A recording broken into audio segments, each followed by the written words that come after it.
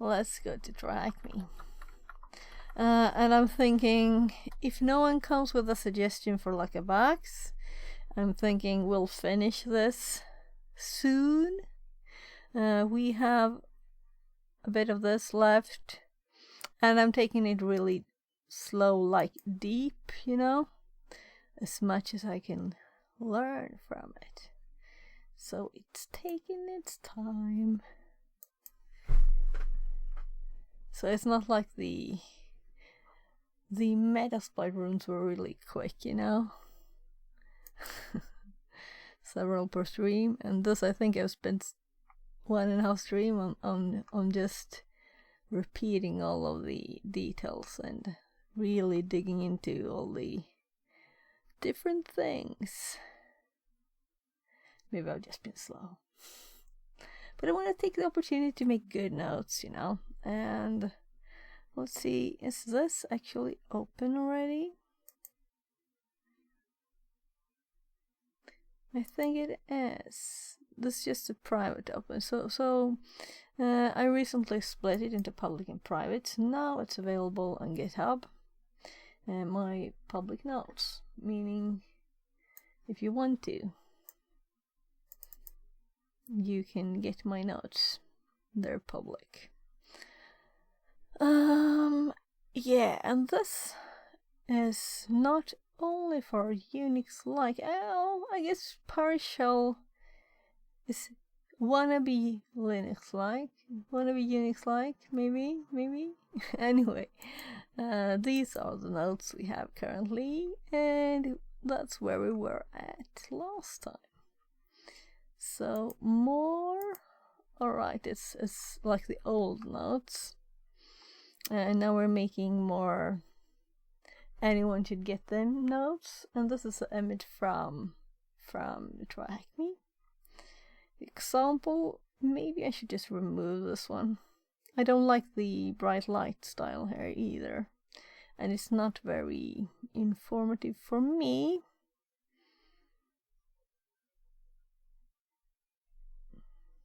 Maybe it's still, well, I did put it there, so yeah, the next step, just to check back and repeat, we looked into these last time and really understood every step here, and it's all in the notes here. That MKFIFO creates a named pipe, and that's just like a normal IO stream. But it also works the same as a pipe symbol, so that's why it's called a name pipe. The name pipe, so it has input and output, and it's, well, tell me if I need to explain more.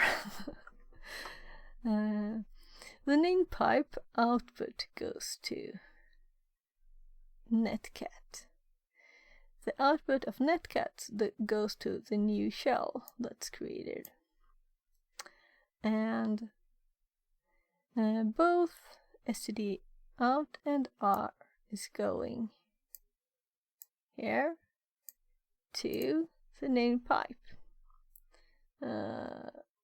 Let's see.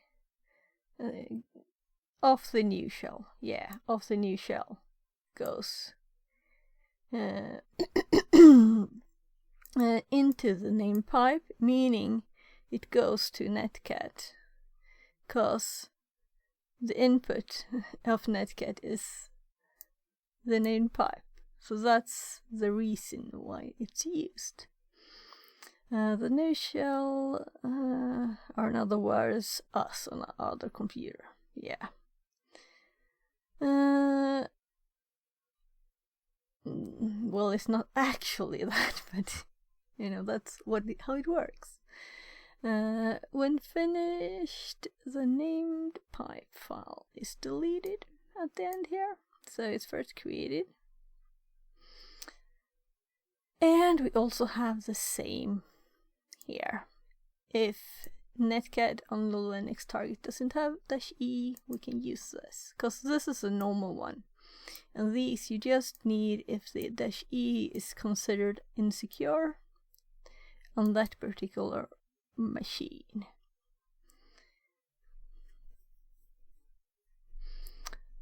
Yeah, so this is the normal one here, and this is the... I'm thinking I should add listen. Or is it obvious? It's obvious, right? Because this is with the connect on our machine.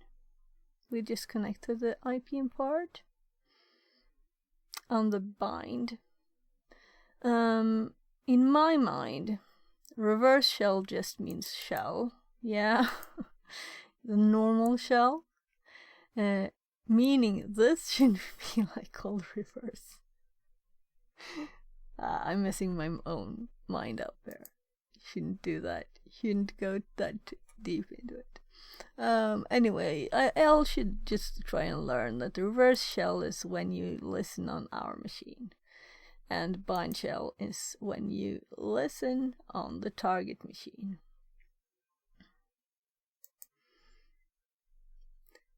So I guess that's supposed to be the normal one then, and since this is the reverse, yeah. Just depends on what you're used to, right? Let's move this out of the way here. It's just my phone control here.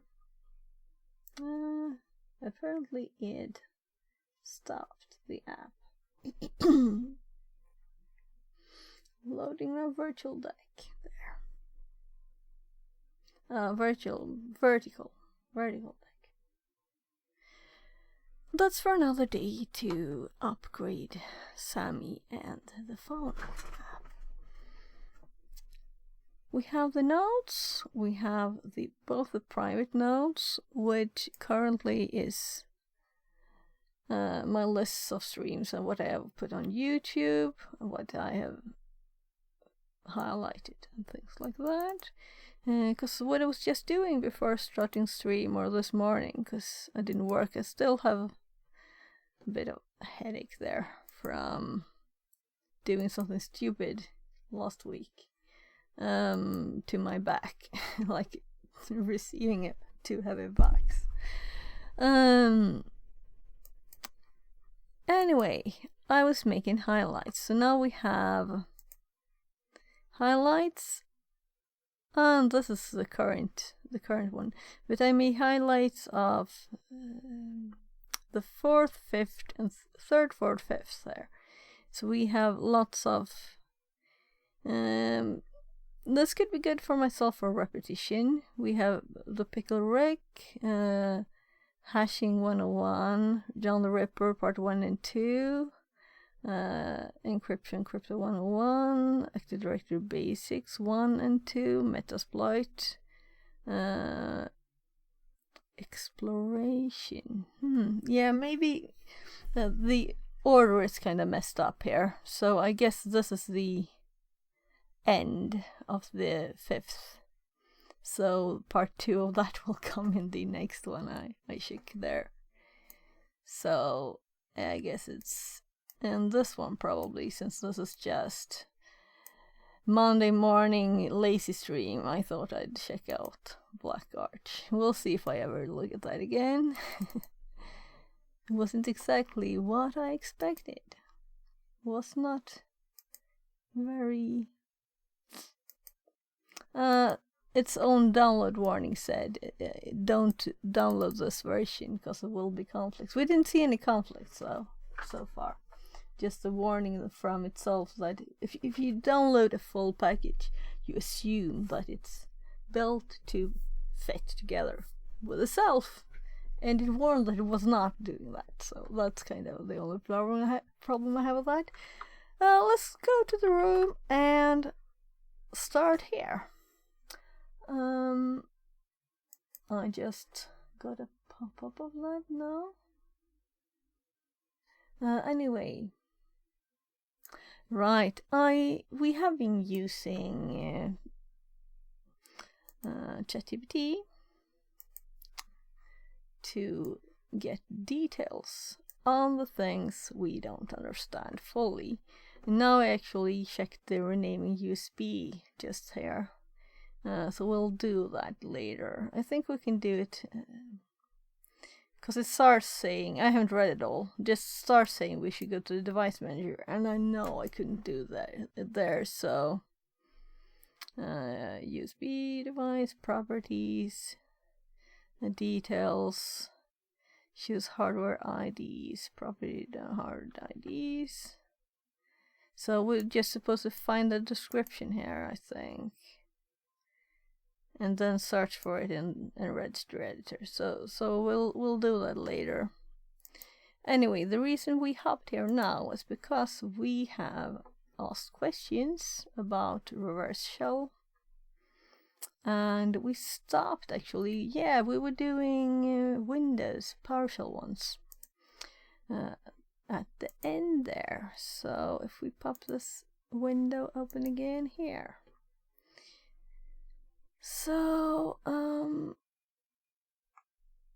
yeah, that's where it ends, I think, with the PowerShell one, to finish the repetition of the old stuff. And this seemed to be the same as what I used before, but we also looked at those rev shells, and I scroll too far down. This is the same also, but then there are others. So, and we looked at these, and we actually used this with oh well, it's not on the desk now. We used this and failed with our fake rubber ducky thingy. Let's just continue now. And it's MSF Venom time.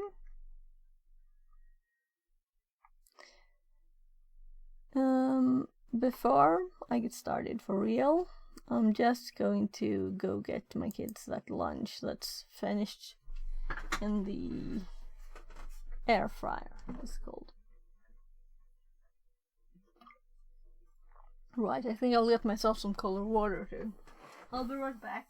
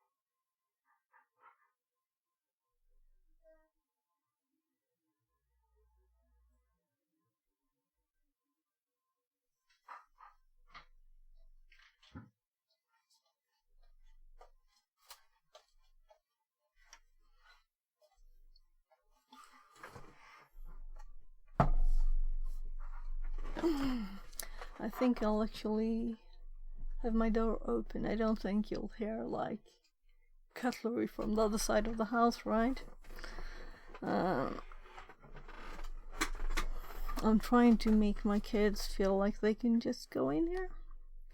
Alright, this tea should probably be a bit cold. Very cold. So, let's get started.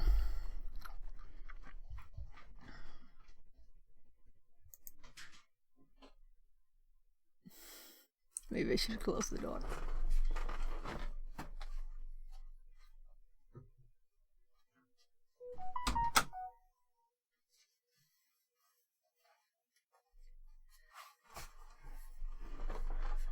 There.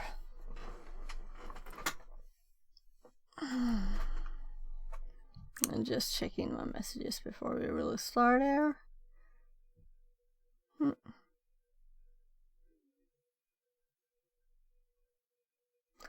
Oh.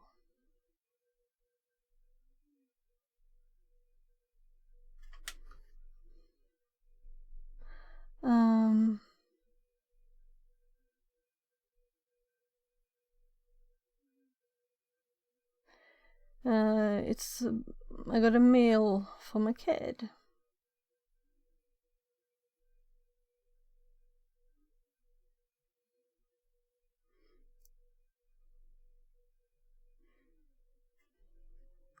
Let's see if I can look at this on my phone quickly.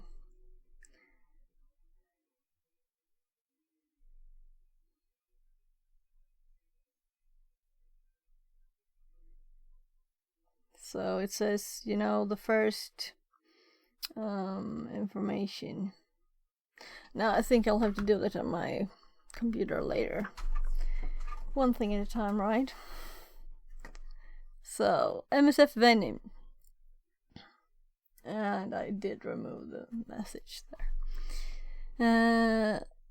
The one-stop shop for all things payload related. Part of the Metasploit framework, MSF Venom is used to generate code for primarily reverse and bind shells. It's used extensively in lower-level exploit development to generate hexadecimal shellcode when developing something like buffer overflow exploit. However, it can also be used to generate payloads in various formats.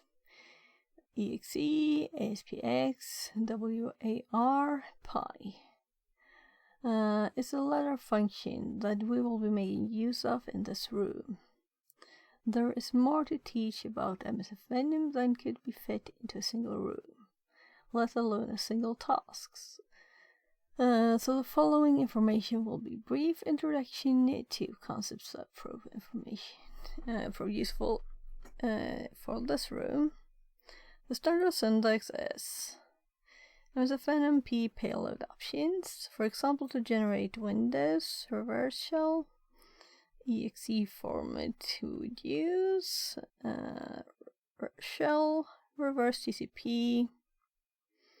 FEXE, the format, I guess, EXE, and the payload, and O, shell EXE out, I guess that's is then. And the L host and L port in Metasploit format. So, just a screenshot of it. Yeah, this is just what was before. Staged vs stageless. This is the interesting part, because I need to remember this better. Before we go any further, here there are another two concepts which must be introduced, but they already mentioned them. Staged reverse shell payloads and stageless reverse shell payloads. Staged payloads are sent in two parts. The first part is called stager. This is a piece of code which is executed directly on the server itself. It connects back to the waiting listener, but it doesn't actually contain any reverse shell code by itself. Instead, it connects to the listener and uses the connection to load the real payload, executing it directly and preventing it from touching the disk, where it could be caught by traditional antivirus solutions. Thus, the payload is split into two parts, a smaller initial stager and the bulkier reverse shell code, which is downloaded when the stager is activated. Staged payloads require a special listener, usually the Metasploit multi-handler, which will be covered in the next task. And we did it like in the last room. I'm just getting a bit annoyed at OBS being on my screen here, so I'm moving it. There, that's better.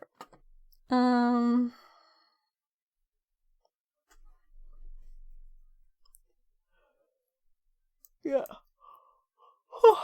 Stagerless payloads are more common. These are what we've been using up until now.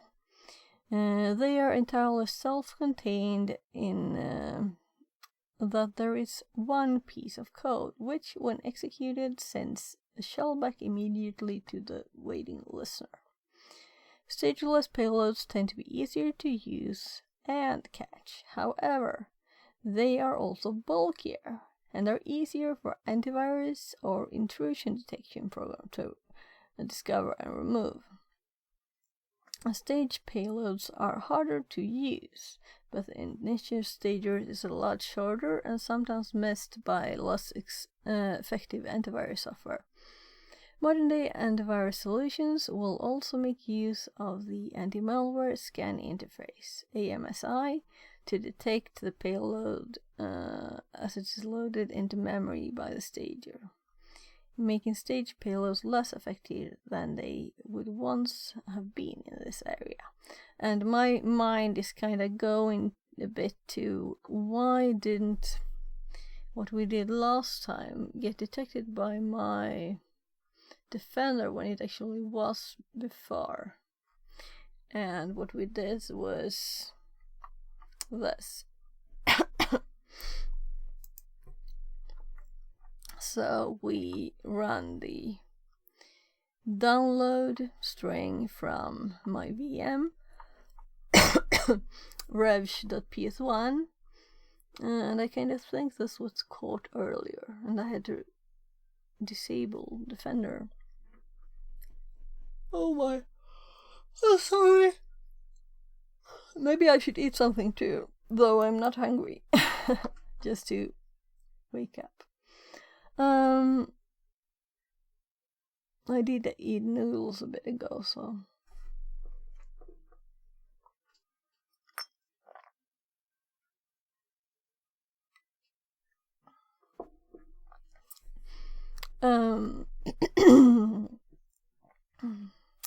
MeterPreter. On the subject of Metasploit, another important thing to discuss is a MeterPreter shell. MeterPreter shells are Metasploit's, just checking that my mic was actually on, right? Are Metasploit's own brand of fully featured shell. They are completely stable, making them a very good thing when working with Windows targets. Alright, now I get it why this is so detailed in here, because it's not, we had 3 Metasploit rooms, and this is just what the shell, you know, so it's all of the things in one. MeterPreter shells, they're completely stable, making them a very good thing when working with Windows targets. Completely stable. Yeah, right. They also have a lot of inbuilt functionality of their own, such as file uploads and downloads. If we want to use any of Metasploit's exploitation tools, then we need to use a MeterPreter shell. However, that's a topic for another time. The downside to MeterPreter shell is that they must be caught in Metasploit. Yeah, and Metasploit is kinda annoying.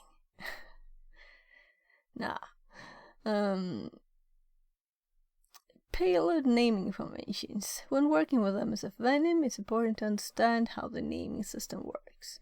The basic convention is as follows. OS Arch payload. For example, Linux x86 reverse shell TCP. This would generate a stageless reverse shell for an x86 Linux target. The exception to this convention is Windows 32-bit targets. For these, the Arch is not specified. So if we see one without the x86 bit, it's 32-bit Windows. For 64-bit Windows, the Arch would be specified as normal x64. Let's break the payload section down a little further. In the above example, the payload used was shell reverse TCP. This indicates that it was a stageless payload. How? Stageless payloads are denoted with underscores. The equivalent to this payload would be shell /, which is kind of confusing with these, right? Reverse TCP. Stage payloads are denoted with a /. This rule also applies to meter period payloads. A Windows 64-bit stage meter period payload will look like this. So meter period reverse TCP. And they kind of break their own naming convention there, introducing a / in the middle here, which I think is kind of annoying or confusing, maybe it's the right word. Linux 32-bit stageless mirror like this. Linux 32-bit. And also, this is kind of funny, with the x64 and x86.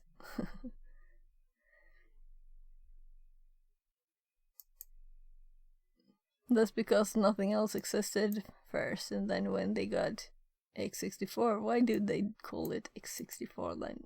Oh, whatever. Aside from the MSF console main page, the other important thing to note is when working with MSF Venom is MSF Venom --list payloads. Yeah, so this can be used to list all available payloads, which can be piped into grep to search for a specific set of payloads. And I've used this, and this is much better than searching in the MSF console, because infinite lists, yeah, with a search there.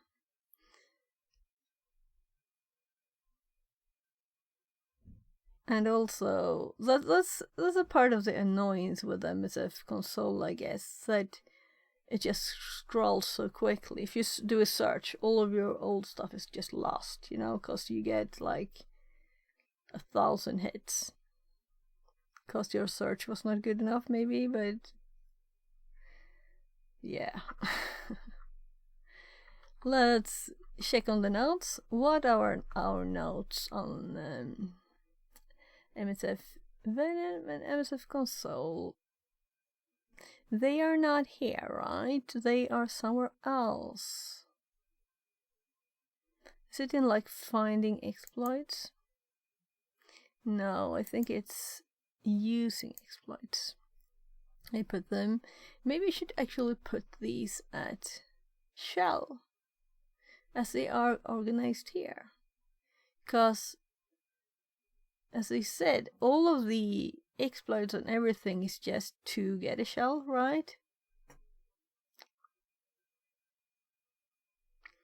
So MSF console.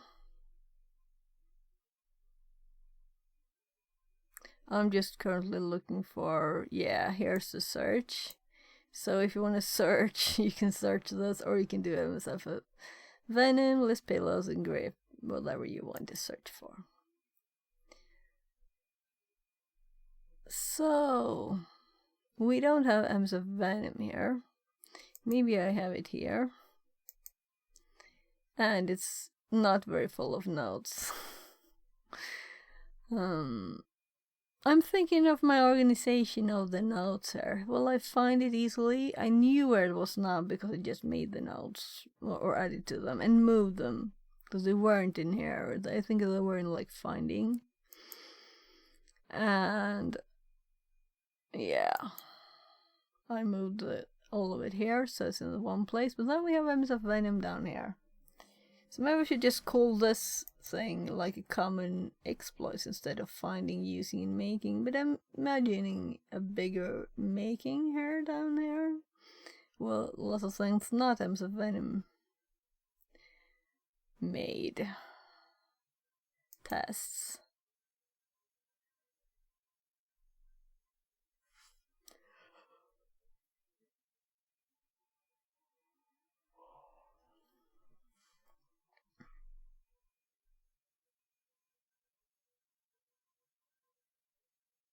Let's just follow this. Okay, so I didn't make much notes there, apparently. And here we have it again. This is kind of annoying. So tests, and I have a link to TCP dump, which is in 07 Linux exploration.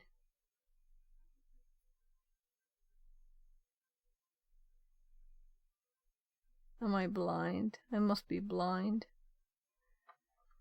No, 07 using. I think I know what the problem is. The links have not updated as they should. Because there is no longer a 07. This doesn't exist. So it just created it now.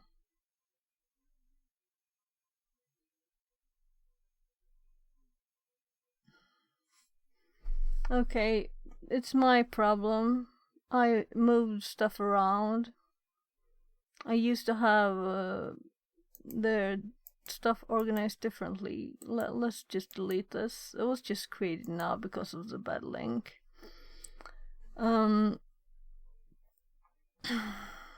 So in reality, this link needs to be not 07 and not public. Let's do this actually. And I'm going to cut that instead so I can search for it to see if we have other bad links. Because infosec, I assume we're still using, right? Infosec. And then info and tools. And then we have 11 instead. And we will get to the actual notes for this. If we click it now. No. So where did we pop up now?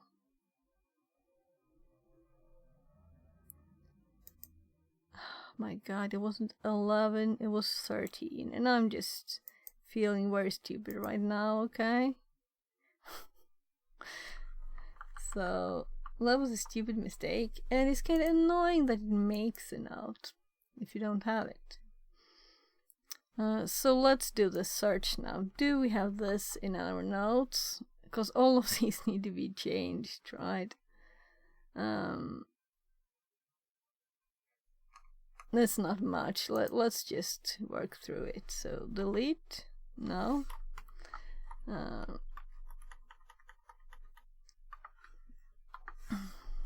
So if we do this and go to this one and click delete. No, it doesn't work. So we can abort that. We can just click this and delete it and go to the next one. Because all of these links would have made problems for us later. So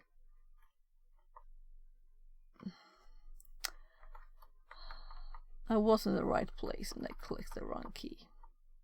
There. Oh my goodness, all of these images. Okay, but we're fixing it now, so. This is a bad thing with having not relative links, but actual links. If you change the structure out of the program, which I did when I started this public as its own repository. So just quickly fix these. It's not very much. This is just a box. Notes. But I've apparently used the full path. And when you move them in the program, they automatically update, so there's no problem. But when you do like I did and just split the notes into public and because of someone, you know, asked if my notes were available, or several people did, I thought, why not make them public? So I had to split up my private stuff. I mean, it's not very interesting to people what streams I have made backup of, and when my kid's dentist appointment is, you know. There. So this one seemed to be different. It's just here in something. So this one is a real one though. I don't know why I had a link there though. That's another thing. No, that's more box notes. Sorry for this. But if I don't fix it now, I'll just get annoyed later again, so it should be easy. Just like 2 more and we're done. Or rather, nothing. And this was in an example for a room too. So if we go back all the way here, or we could just do this. This TCP dump we linked now.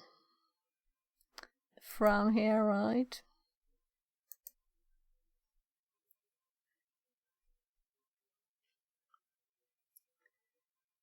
Yeah. I should try this. I remember it being good as a test. But this should be in my other notes.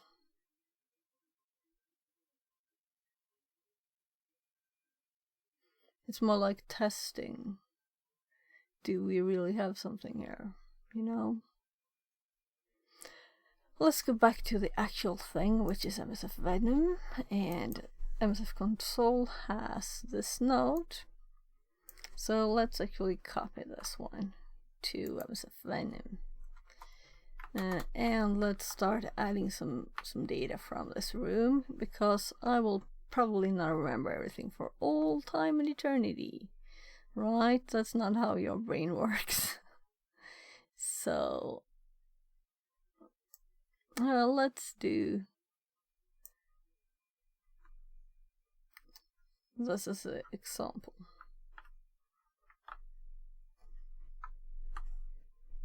I thought I disabled these pop-ups. I definitely don't want those.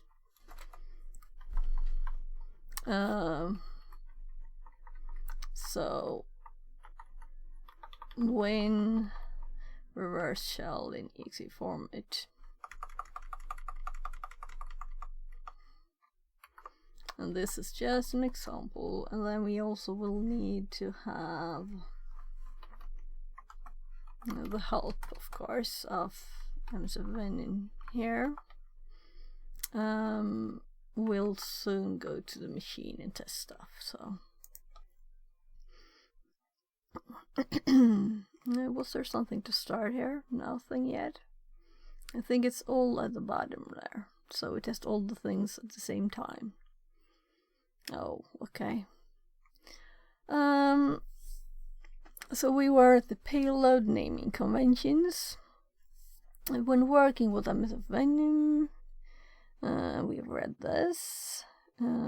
We were just at the search. That's where we were at. This gives us a full set of Linux MediaPreter, COSIG grept Linux x86 MediaPreter.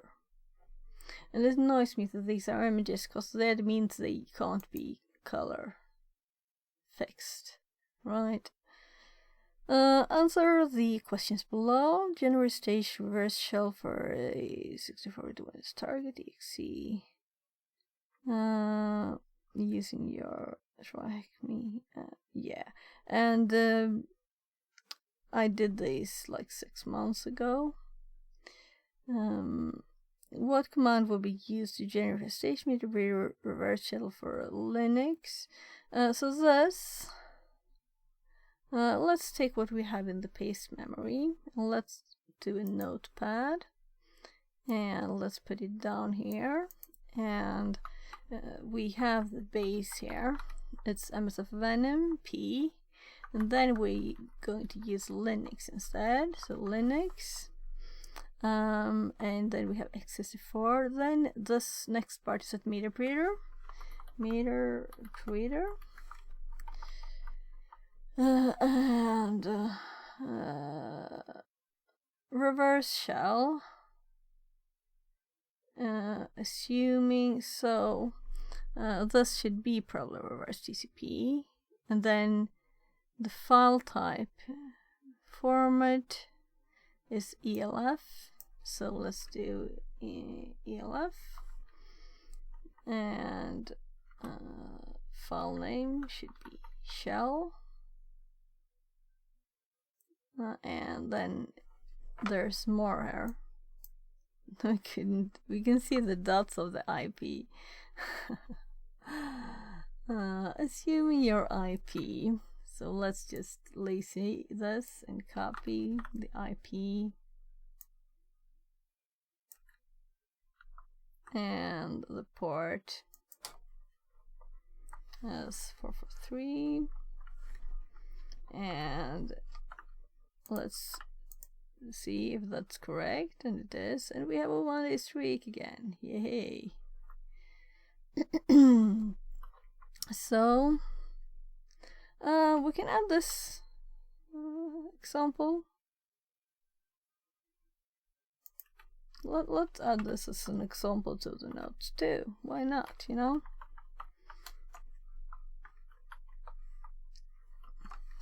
I'm starting to learn to not use my shortcut key that I had in my other Obsidian. Maybe I should fix it still. So we can just close this, and let's look at the actual thing here. Staged. Yeah, and that's why we had the slash there.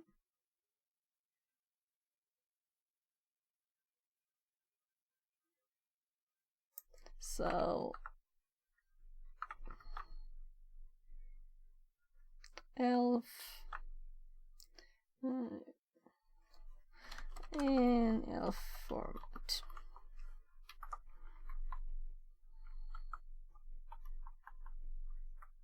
Yeah.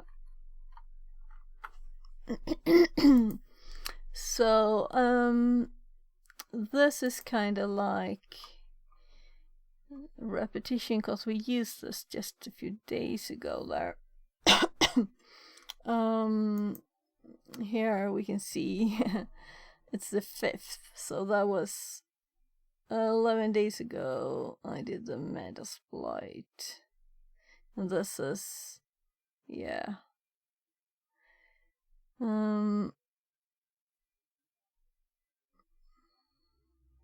Yeah, so even the next day or the next time, if it was the 9th or what it was, let's just see, because I'm trying to keep track of these things. It was after.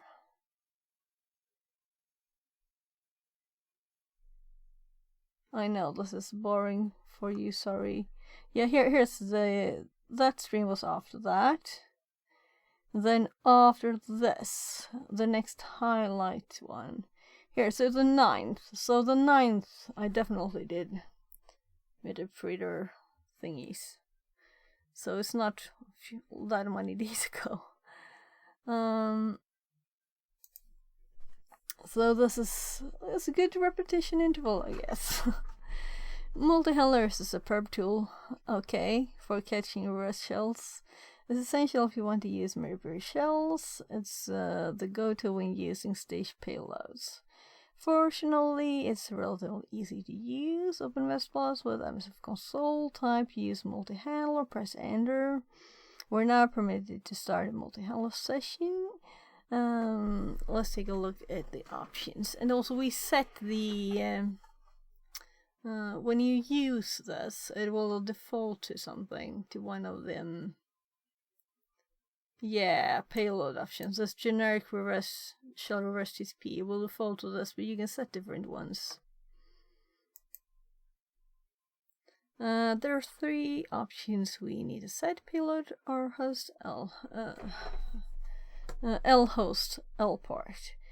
These are all identical to the options we set in generating shellcode with MSF a payload specific. And every time I hear shellcode, I think I should do the pawn college thingy. Really, I kind of started, and then I had all of these other interesting things that I think might be more important for learning to get a job, you know? But I really want to do that too. It's all choices, hard choices. What to learn first?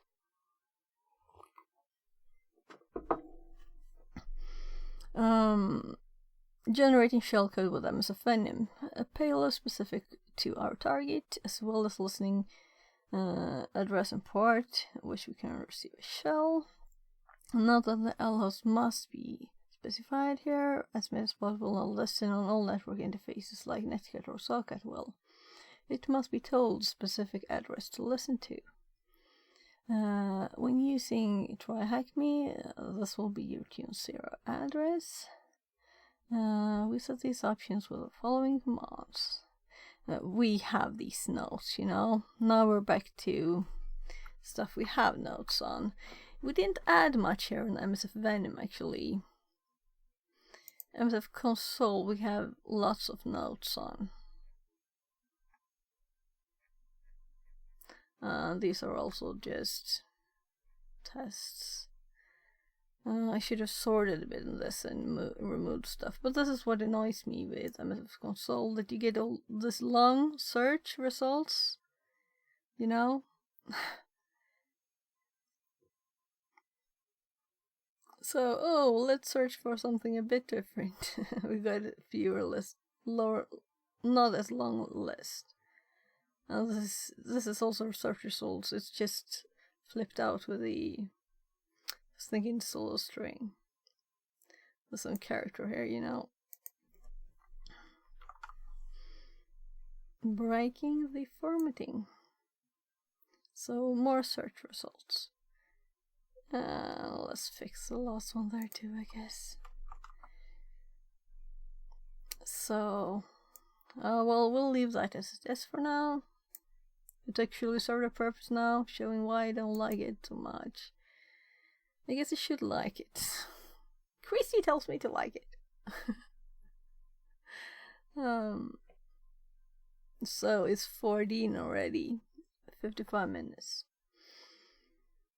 I guess I should get started, cause I don't feel we have done anything yet. We don't need notes on this. We should now be ready to start listener. Let's do this by using exploit J. J. Oh, this is new to me. This does Metasploit lost the module running as a job in the background. No. You've turned off your TTS. Did I turn off the TTS?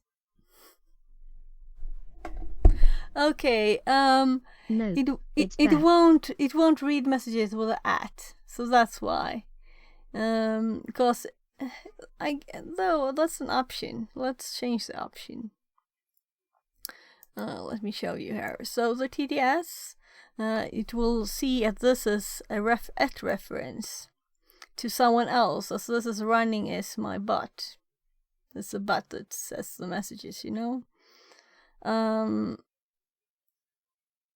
So it says this is for someone else. Not reading messages with a got it. Yeah, but it's not the @ in itself, it's like the @ in the name. So, and it's not the one they're running. Since the It's a bot running this. But there's an option for this, and I want them red, so let's fix that. It's just that every update, I think, the Security Live does, my options kind of go away, because also we need to... So I should have started with Hello Fixie. Yeah, you could have started with that.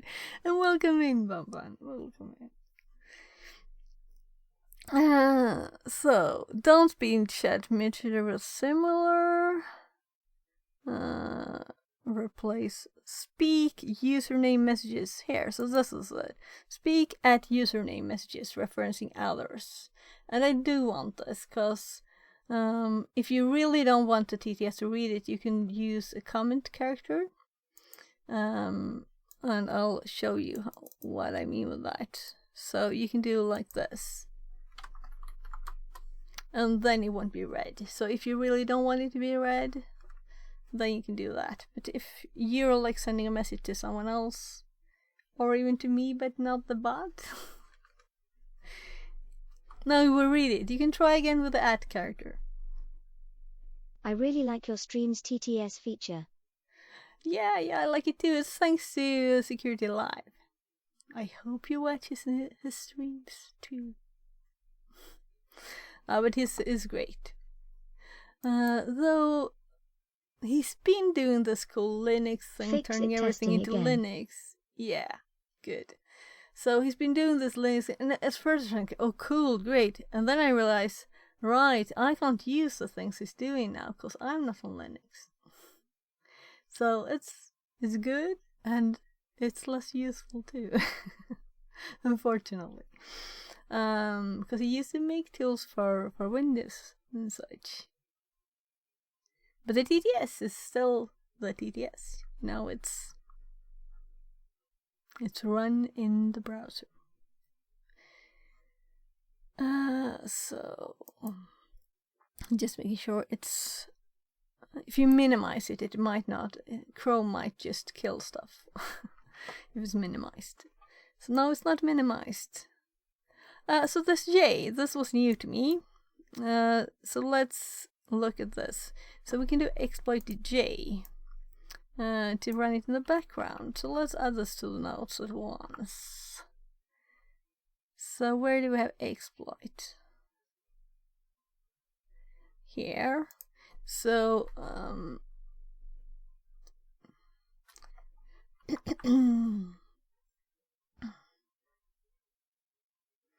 running as a job in the background. And this is just to background shells. So we can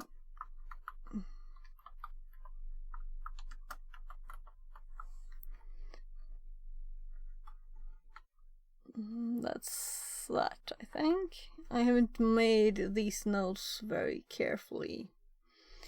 I guess it's a sign of what I think of how much use I have had so far of MSF Console. So let's look at all this. Q. Oh, that's nice. I was thinking about how do I do it not to pop this banner thing up, but this is it, right? Let's try this at once, because now I'm actually interested here.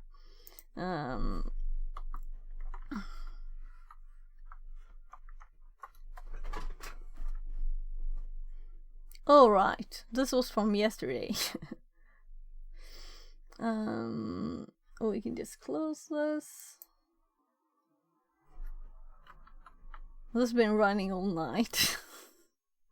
Poor thing. And I aborted the... it's TFM, right? Yeah. It can be allowed to run again. Because we were connecting to my machine. RevShell to my Windows here.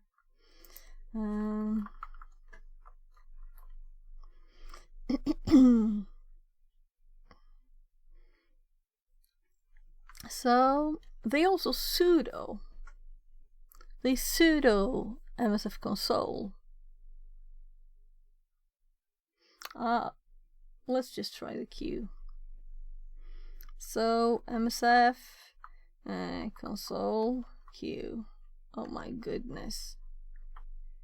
Or we can try like help. And let's confirm queue does not print banner. Yeah. Lovely, lovely. Those, it takes too much space because I'm trying to scroll up and down in my note, in the terminal and look at what I did, and then I have a lot of these in the way. That's annoying. So let's do queue. And it's as slow as always. I guess the slowness is one of the reasons I don't want to say I don't like it. I have not used it because of this. I mean, what could you have done in this time? Seriously, what is it doing when it's starting?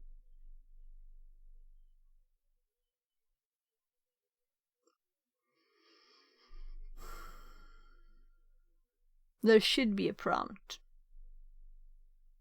Let's click something. This is just the banner should be removed. There. That's how long it took for it to start then. So that's, I guess I found the reason why I don't use it. One of the reasons. Because it doesn't feel efficient, right? I'm trying to learn to use it. I'm trying to force myself. But now we have one tiny thing less to worry about. The queue. So, and they do it for the screenshot, I guess. Use multi-handler. And it's automatically using generic reverse shell TCP. Exploit multi-handler options. Yeah, they just do options to find the options, and then they get this set the options. Oh, they set the payload too. And then they exploit J. Exploit running as a background job. 0. Exploit completed, but no session was created. Started reverse TCP handler on. So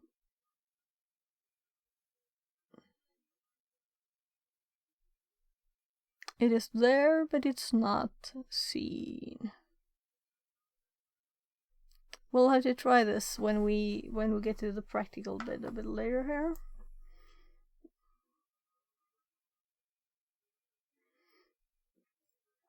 So, Bamban, how's your day? How's your day so far? You may notice that I both screenshot, Metasploit is listening under report. Okay, so that's why the sudo. So, yeah. And that's also annoying to have to do. Though I will, of course, sudo netcat to do that. So why would I think it's annoying? It's because it's more that's sudo. I mean, security-wise?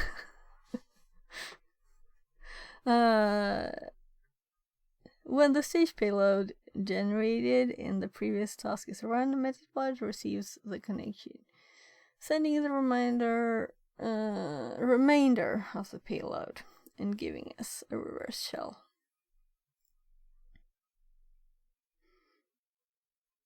Yeah, because this is a staged one. Sending stage.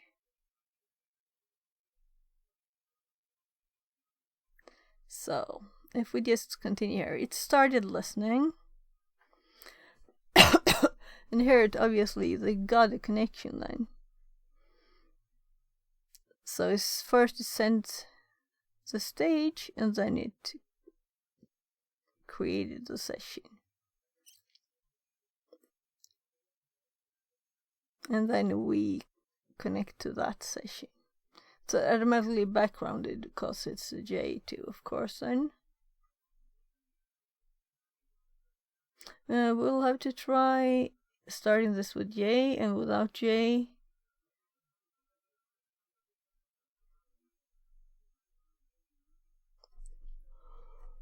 Oh. Oh. Sorry.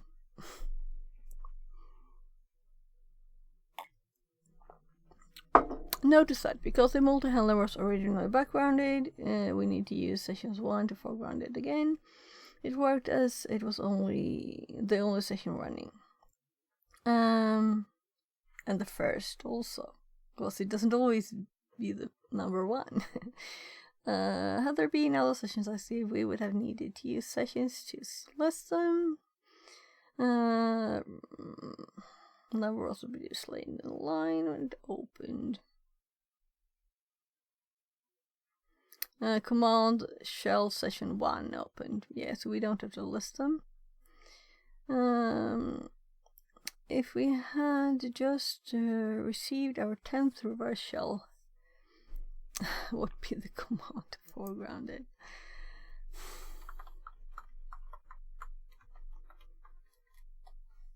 Oh, that's so annoying. So, I guess the questions are, the only good part about them is that you can see how far you've read, you know? I guess that's the only bit. I would prefer to have actually tasks to do in all of them. Example tasks. Web shells.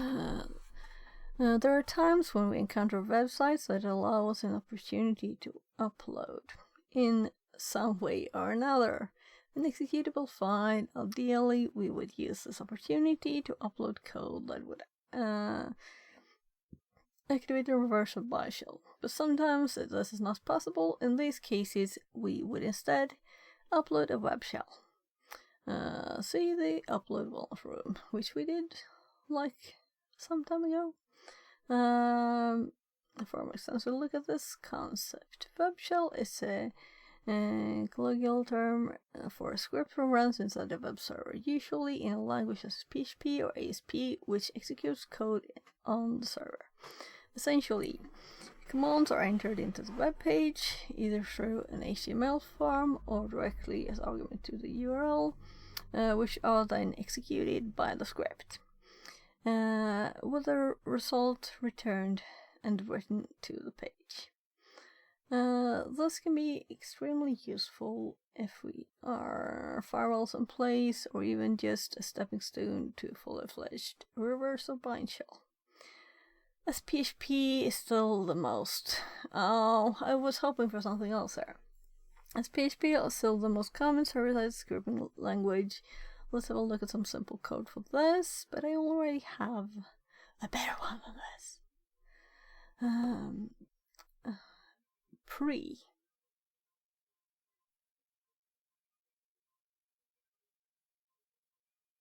That's smart. We have an addition to my PHP web shell. So let's actually do this, because I wasn't expecting anything there and we got something. That's nice. So do we have this on web, or this is just web shell nc PHP web shell? So if we add the pre, because then we will get formatting of the output, and that is very nice. So I like this. And to lace it, let's just paste it in its own. It's me trying to find the keys here. Oh, it was already in them. Good. So if we compare here, we just add the pre.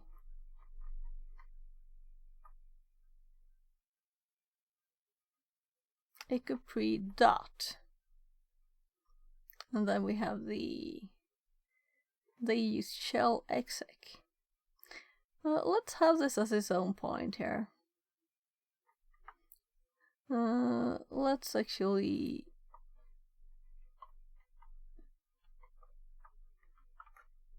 give it its own.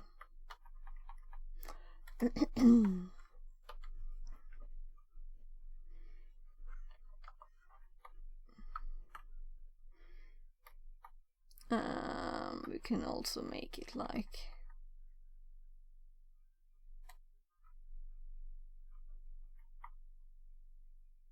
that was supposed to be end, not delete.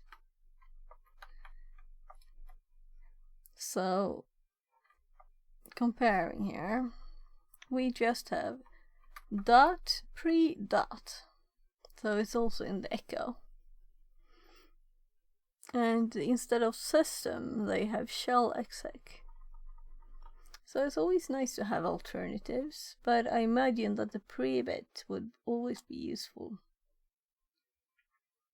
You know, if you get a directory listing and it's just a squished together text blob instead of being printed with new lines and things, and these will keep the new lines. So that's nice. This will take get parameter in the URL and execute it on the system with shell exec, and I've changed mine to be request instead of get, to be more, since it can take both get and post, more universal. Essentially, what this means is that any commands we enter in the URL after CMD. Let's actually do a comparison between system and PHP system vs and then it is what we have used several times, shell exec. I googled it the other day. So what's the difference between? Well, we have several more here.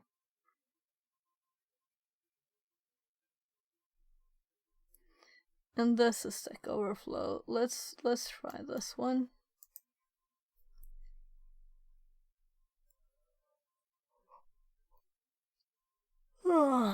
Exec returns the last line of output from the command and flushes nothing. Shell exec returns the entire output from the command and flushes nothing. System returns the last line of the output from the command and tries to flush the output buffer after each line of output as it goes. Okay, last line of output. That's not good. But this is old too, it's 2009. So that should matter.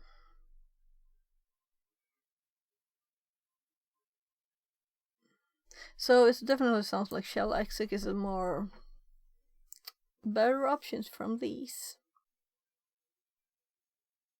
That's interesting. Meaning we're learning stuff. So all of these are possible to use. Oh, I'm just going to lean back and relax a bit. So, oh yeah, I have my back massage thingy here too, because my back is not perfect right now. So except for these, we also have PHP. Well, I guess those are two, but let's remove these.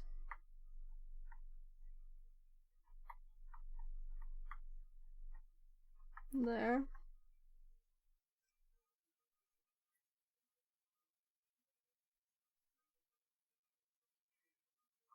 Because this would mean that the only optimization of this one would be switching this to request, right? And shell exec would be better in system. But also, there might be some kind of limitation, right? It wouldn't all be stopped if that was the case.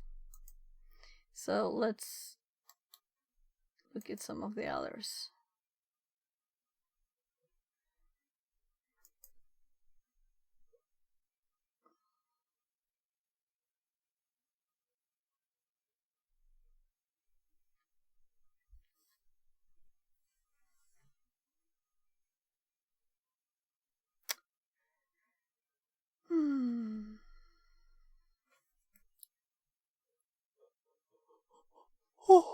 Oh my goodness. Ah.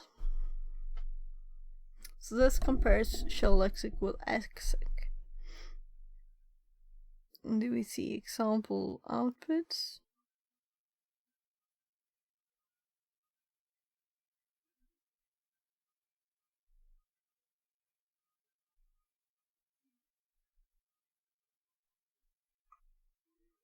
No.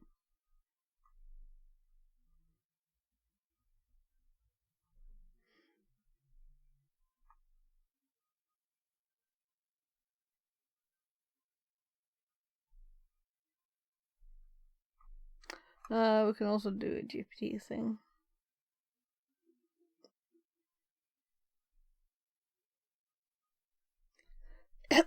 It's not system in here at all, right? It's just shell lexic. So I'm kind of curious about the system one that we have been using.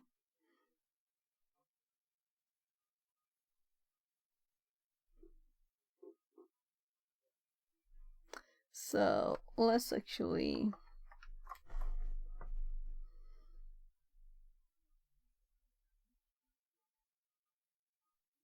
we can also read the manuals. That might be digging too deep.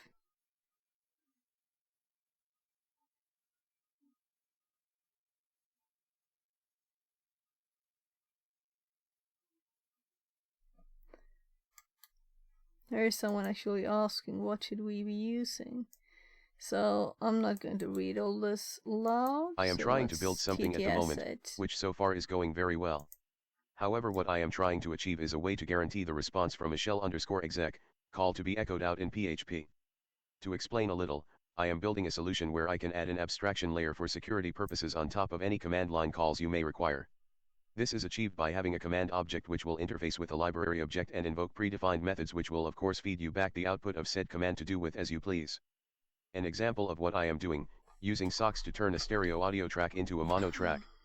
$command equals new command, $command dash call, socks, dash add sub, mono, track.wave, dash execute, if, $command dash response, equals, / do action. What this does is load in the socks library as an object and invokes the mono method on the library object.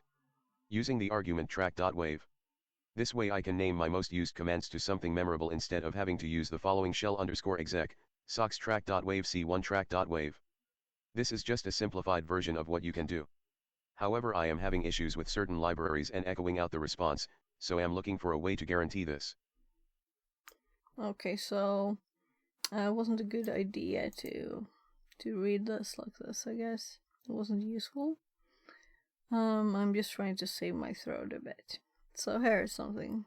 Are more or less just variations, specific problem.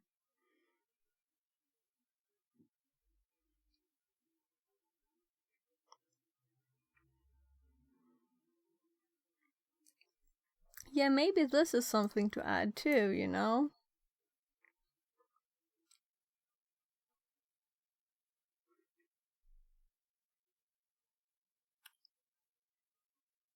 I'm missing out, which is quite frustrating.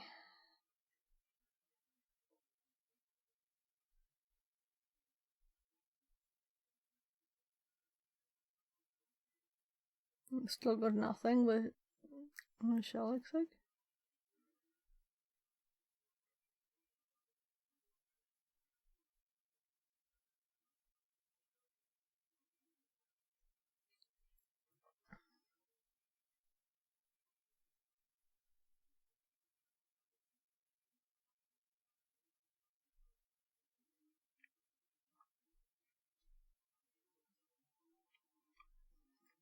But this is a thought. Let's just get this in here too. Maybe use 2. That's enough for, we don't want to spend all day on one thing, right? So let's continue. So interesting that they use shell exec and that they use pre. And pre I will definitely use. But also part of the recent use of web shell instead of a reverse one is that it's tiny, you know?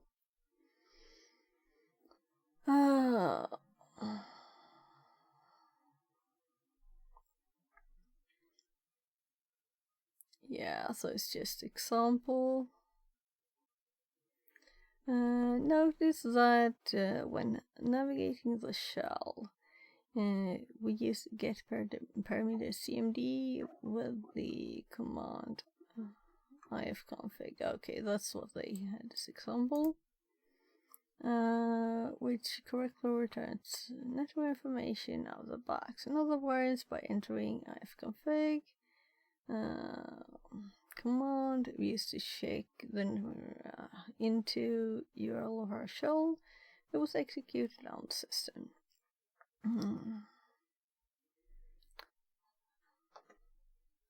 As mentioned previously, there are a variety of web shells. Okay, yeah, so let's look into this, cause let's just open a new one and go to USR, and we were just there. So we had several ones there. So now I'm kind of curious on the PHP.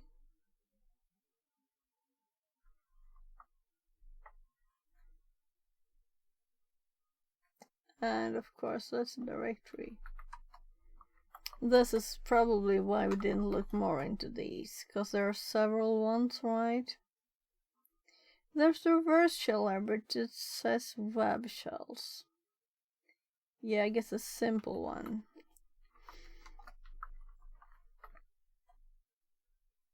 Oh, this uses pre, it uses request, and it uses system.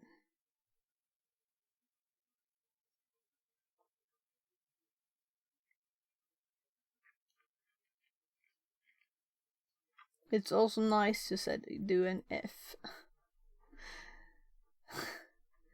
Which is kind of useless, right? We don't care if we get some error if the variable's not there. Do we? Tell me why we need it. And also die. Which I've never seen, but I assume it just kills things there. So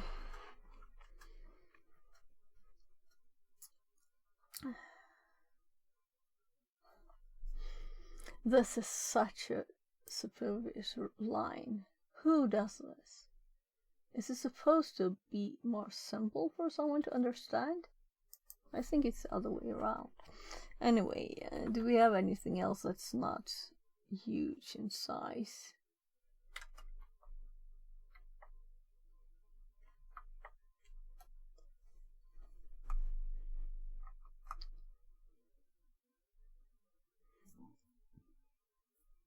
File name.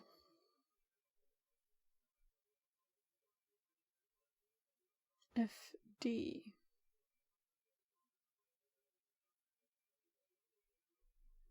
Open there.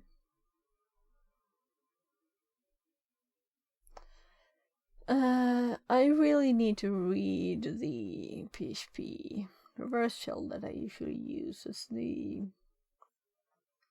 Pentest Monkey one, but I don't see why. And I guess that is probably the PHP reverse shell, right? Just let's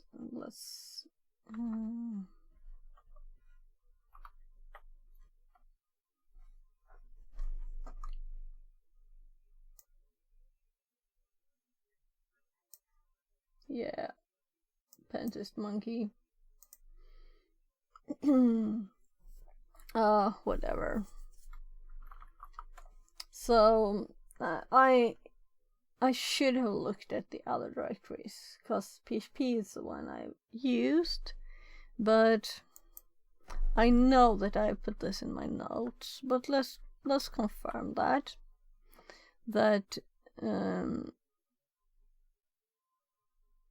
where to find links and stuff, and on Kali web shells. So it's kind of, we have it all there. We don't need to know it all in our heads, right? If we are looking for a specific type, we will know that. Including the infamous. A full shell PHP. Note that most generic Linux shells are written for Unix-based targets such as Linux web servers. Will not work on Windows by default. When the target is Windows, it's often easiest to obtain RCE using a web shell, or by using... Yeah, this is a good thought, that if it's Windows, you should go for web shell. But also, I just have a cord in front of my screen there.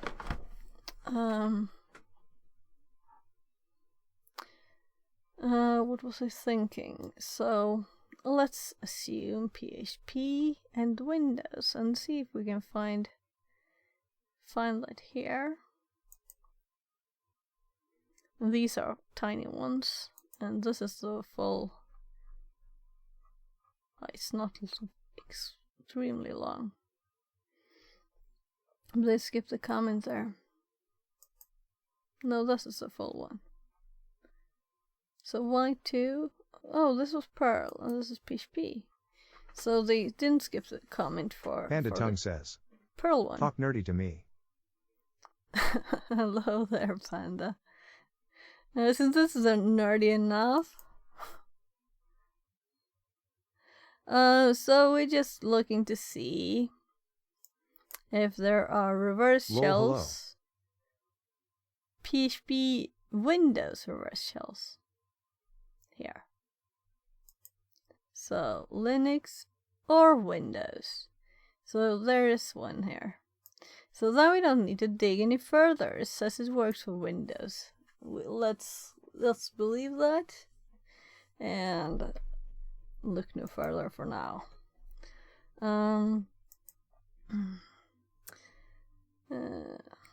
So how are you, Panda?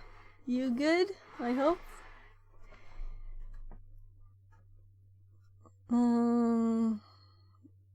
Whether Windows easier to obtain RC using a web shell or by using MSFM to generate a reverse bind shell and the language of the server. With the former method, obtaining RC is often done. Doing good. Getting settled in at work. How are you today?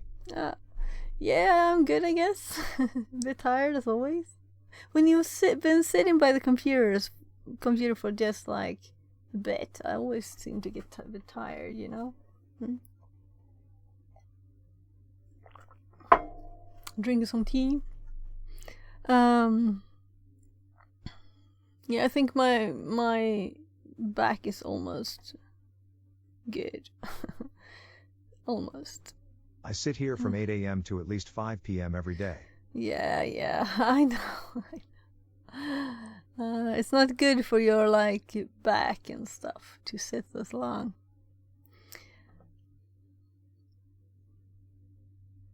And I guess that's why everybody drinks so much coffee and stuff, right? My back of sanity.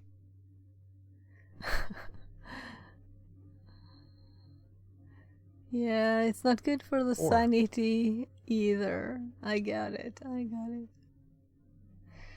I would love some coffee. And I don't like coffee. That's a problem, right? Because energy drinks feels worse. Or you can just move about a bit. Have breaks to move. But I'm kind of taking it careful still for my back issues kind of right now, so we'll see. I went on 2 walks yesterday. Well, one was a live stream and it wasn't really a walk, it was more like hopping about, trying to climb muddy stones. I wouldn't call them anything more than stones. I think that's a better way to train, actually, to do natural movement, you know? Instead of going to the gym and lifting stuff that would totally break my back in 2 seconds. I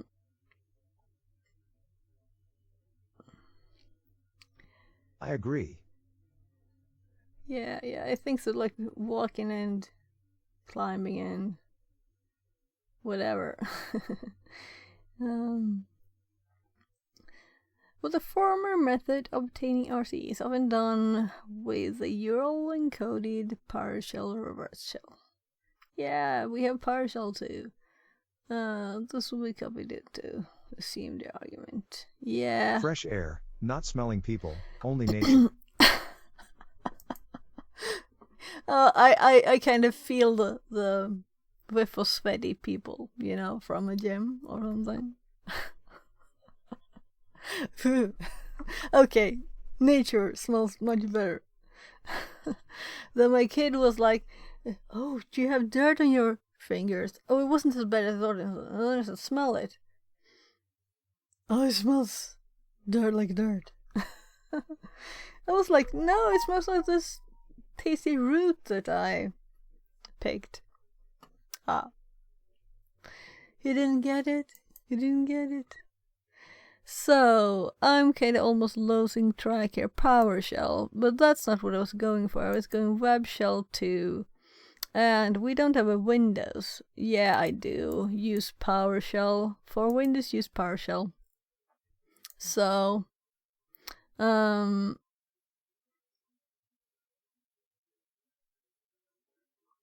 let's just add the note. Can also be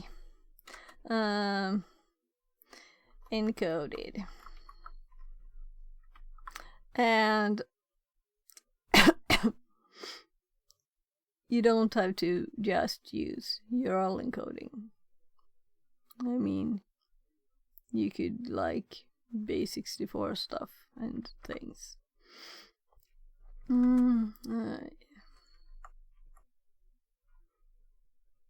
Well, is it too obvious? Just to remember things exists. This is essentially encountered in task 8, however, it's been URL encoded. Yeah, and we can still read everything. And we looked kind of thoroughly on this one the other day. So, next steps. Okay, we have a shell, now what? We covered lots of ways to generate, send, and receive shells. The one thing that these all have in common is that they tend to be unstable and non-interactive. Even Unix-style shells, which are easier to stabilize, are not ideal. So, what can we do about this? On Linux, ideally, we would be looking for opportunities to gain access to a user account. SSH keys are stored in home user SSH. And I think that I don't have enough about this bit actually in my Linux exploration. So let's go to this and here and actually mention SSH. I don't think I'm doing that. Look for SSH keys. It's kind of obvious though in the user directories. Here. Maybe I should look for SSH earlier in this process and more explicitly inform myself about it. let's add something here then. We're logged in as someone. It's a state.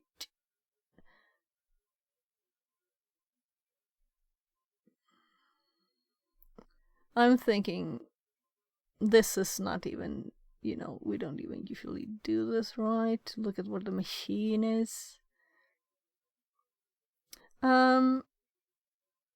Should it be like here? But in the same time, I don't have to follow this order. Let's put it user directories. Whatever. Let's just add it. So check for SSH keys. And let's copy if we can and never type if we don't have to. So this is enough, you know. In CTFs, it's also not infrequent to find credentials lying around somewhere on the back. Some exploits will also allow you to add your own accounts. Particularly stuff like Dirty Cow, which we should probably click. Or writable, it's shadow password. Yeah. This should also be in the file, in the list.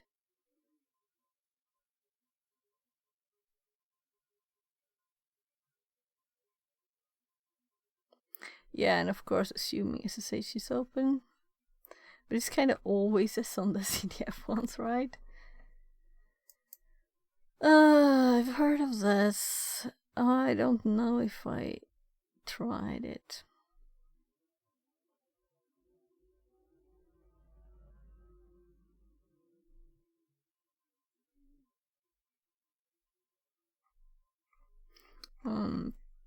So let's go to the notes. And can we add a user?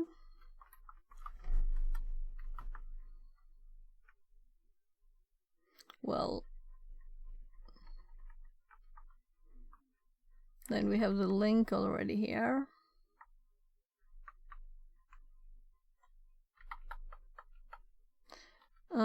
I have not been using dashes here. I've used tabs, so let's continue. Or, well, that's what they said, so let's explore that more later. But I'm kind of curious, you know. Let's just finish the section. Would quickly give you SSH access. I'm thinking also that this is a part of this, right? So these are actually sub parts of this, because that's the reason we want to add a user to SSH for a stable shell. But how often would you need that? Maybe it's good that it's late. If you find keys for some better user, of course, that's nice. But it would be kind of odd to have permissions.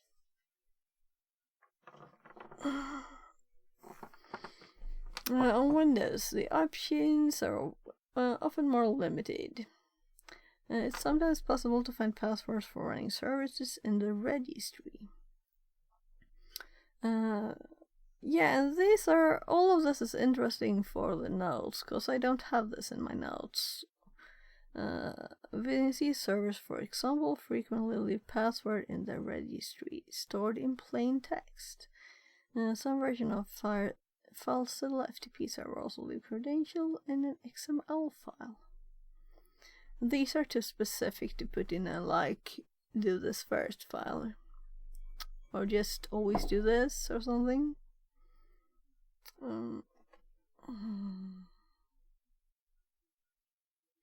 Ideal on Windows, you would obtain shell running as a system user or administrator account running with high privileges.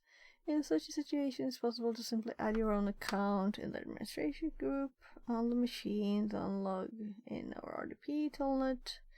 Number of method dependent servers running on the box. Well, if we are system, then we, don't have any problems anymore. They use also the cmd commands, but it's kind of easier to add the password with them. Net local group administrator username add. Oh, I'm not forgetting this bit, but I'm going to make sure that I have this in my notes. If we look at Windows instead, I haven't made one of those files yet, but we have stuff. Maybe it's not even here. Maybe PowerShell commands. No, like create user and stuff. There, create user. Yeah, and I had the Pratchett example.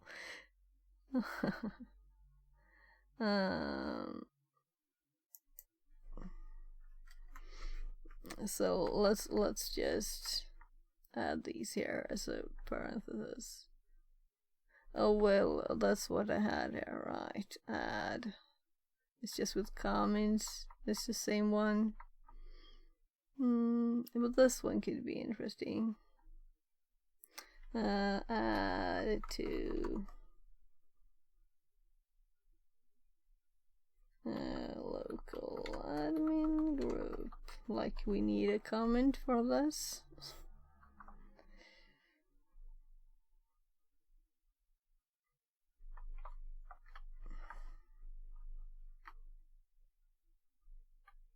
I don't think this will do anything.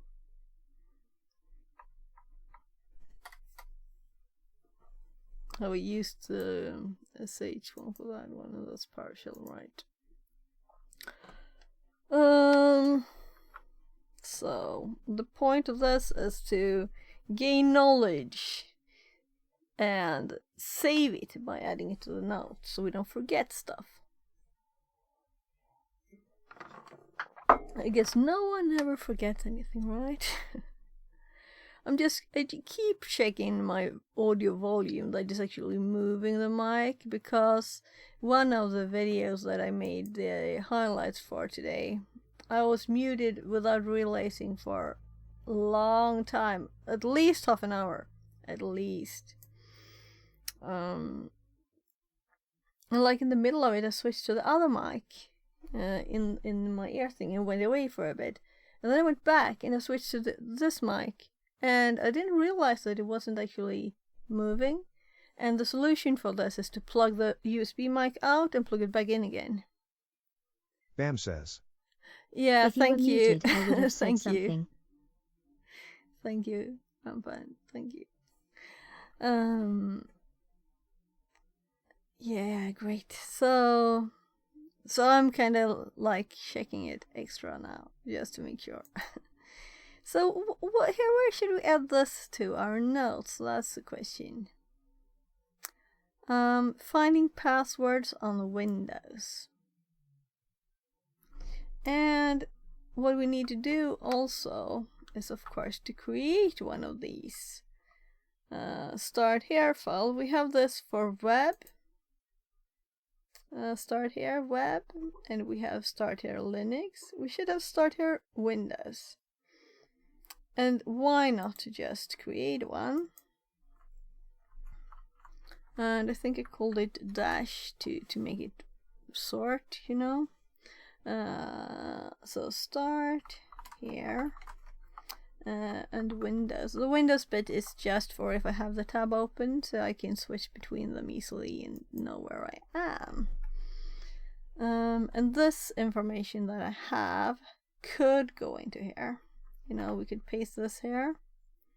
But this is too long, so I'm thinking to make another note for now. And then when I'm going through this and sorting it, and probably doing this while I'm doing like some Windows box or something, so it's, you know, in context. We have things we can test stuff, or whatever, you know.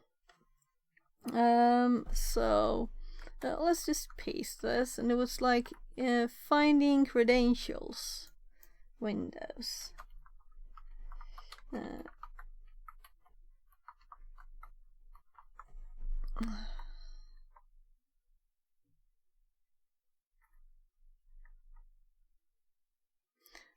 Let's just leave it at this for now, and we'll probably realize this is a bit of a room. As always, not always. Ideal on Windows you would obtain shell rings. Yeah, but this is too obvious, you know? Too obvious. And also, if we want one to test on, we had which was it? Which one?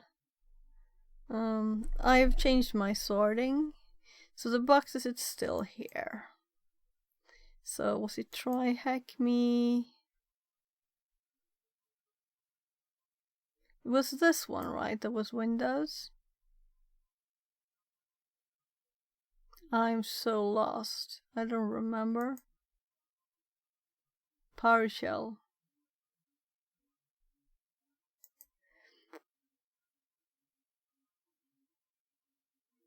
Did I finish the notes on this one? This seems very...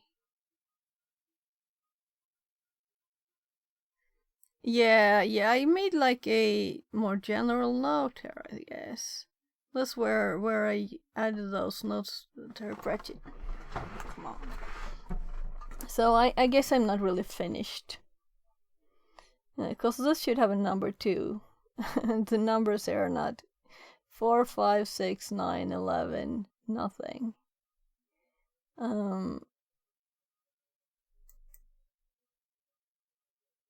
Yeah, very not finished notes.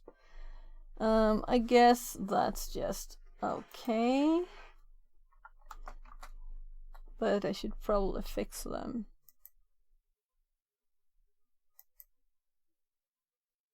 Yeah, so this should be added to the logs. That's what it says here. And I haven't done it. So I guess I should go through. But anyway, this is a Windows box that we could... and we, at once on this one, we got anti-authority systems, so... that's what I remember.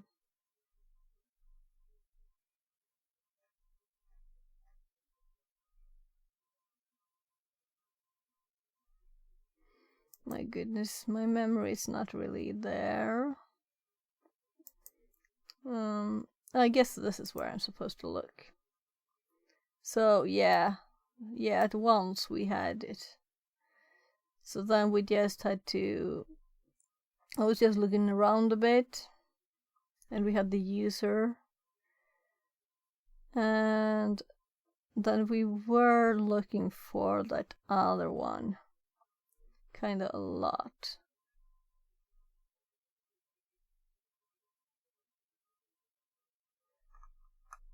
It was listen txt files. Yeah. And that was not very smart since we already knew the name of the file. So I think this is just... maybe I should do this. Maybe I shouldn't do this. So many text files. I just listed them all. That was not necessary.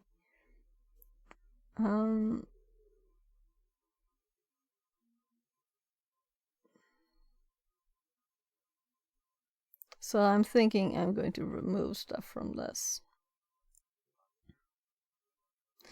I would like to have full notes ordered, but I don't think it's really the right time to do it anyway.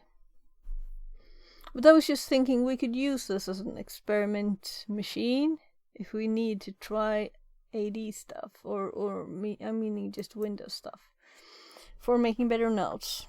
With that, the purpose of making better notes on Windows. Yeah. So let's say I can use iron. I think it was like this to test Win stuff. I don't know if I had another Windows one, but this was the most recent one. Whatever, let's continue. So we have added this to our Windows notes, and this is why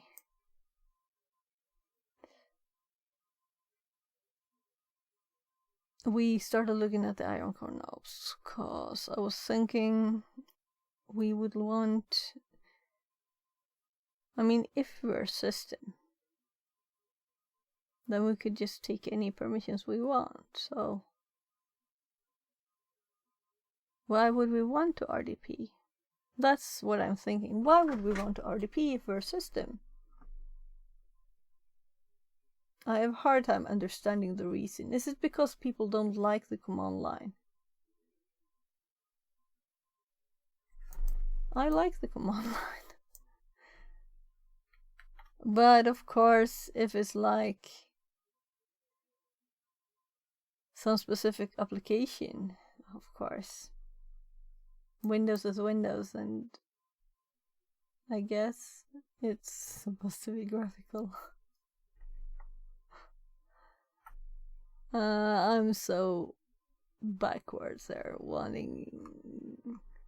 liking terminals, command lines.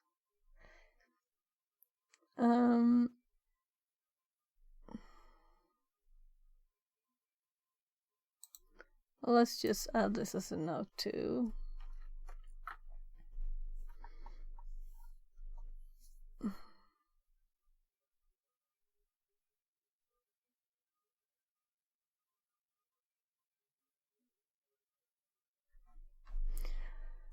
Let's just...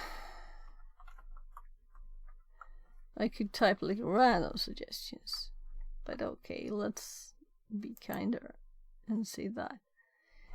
I saved it even though I didn't see this purpose. The important takeaway from this task: reverse and bind shells are an essential technique for gaining remote code execution on a machine. However, they will never be as fully featured as a native shell. Ideally, we always want to escalate into using a normal method for accessing the machine, as this will invariably be easier to use for further exploration on the target. Well, depending on how long we will be there. How much time should be spent into getting a better shell?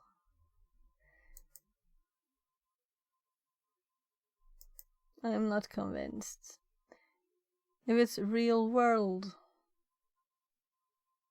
test, you could also like break stuff, you know, if you want to make a better shell. Just don't press Ctrl+C instead. Which I did on the Iron Core one, I'm sure. I think I did it once or twice. But it's just a box. So now we have more questions. Practice and examples. I'm just going to look if there were nothing to start before this right now. This room contained a lot of information and gave you little opportunity to put it into practice throughout.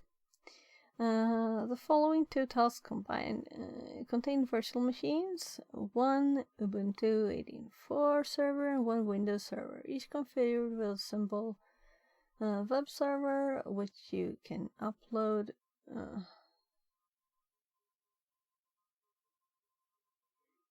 and activate shells. This is a sandbox environment, so there will be no filters to bypass.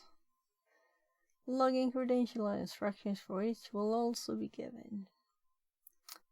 Should you wish to log in to practice with Netcat, Socket, and Metaverse shells, the remainder of this task will consist of shell examples for you to try out in the practice boxes. So we're supposed to do this after we start these, I guess. So why separate it?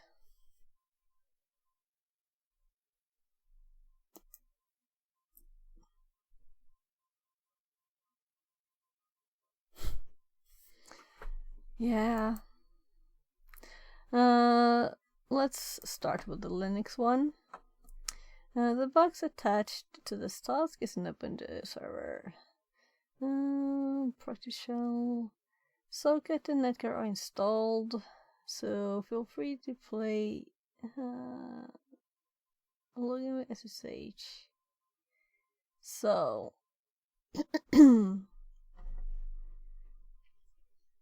I guess we will SSH.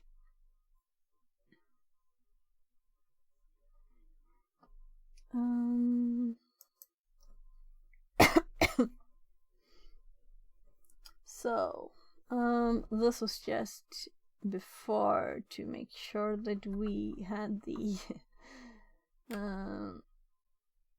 alright, I guess we'll get here.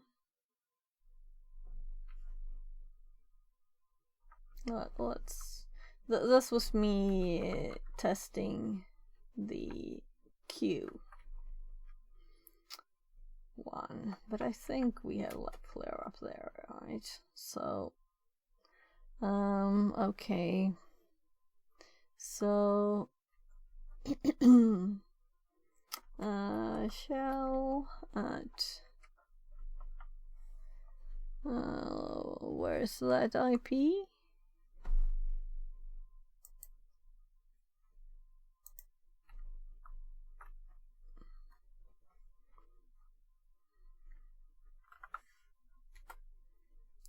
Just scrolling back down. I'm thinking, should I have these as notes? Because if we don't make box notes, I'm not going to save them, and they may be useful, right? So this one should actually be on NC. And this is not the quickest way to go there.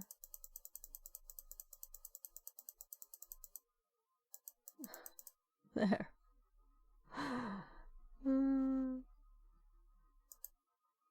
So if we open a new one here, and let's, everything is expanded here now.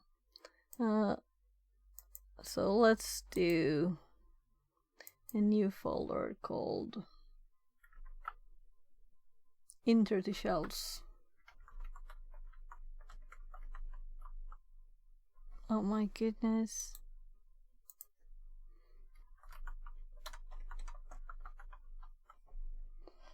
So we can have notes on it. So, and the first note is actually Linux, and this is not like a normal box. Maybe we should move it somewhere else. We'll see. We'll see. What I want first is to have somewhere just to put the basic info, and I won't organize this as I usually would, but just have these in one place.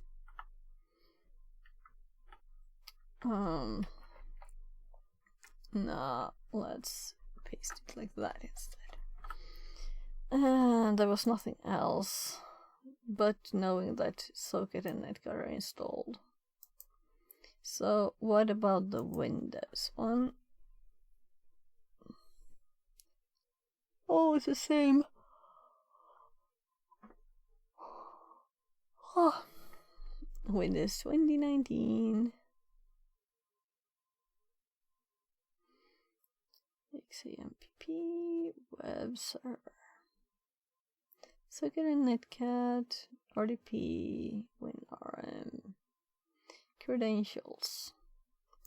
So we haven't started this machine, so I guess we would mess stuff up by just adding it. So these are the help hints of what we can do, I guess. I haven't read it yet, so first we just SSH to this one. I don't know if I typed yes here. Now I'm typing on the notes. So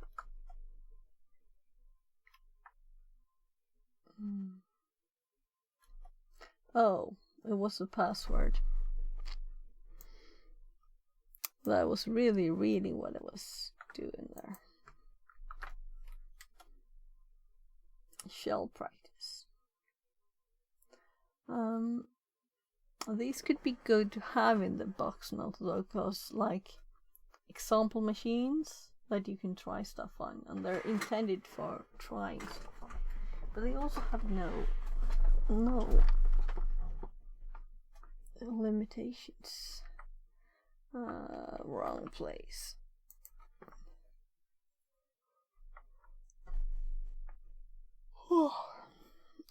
So we're at 2 hours. I'm thinking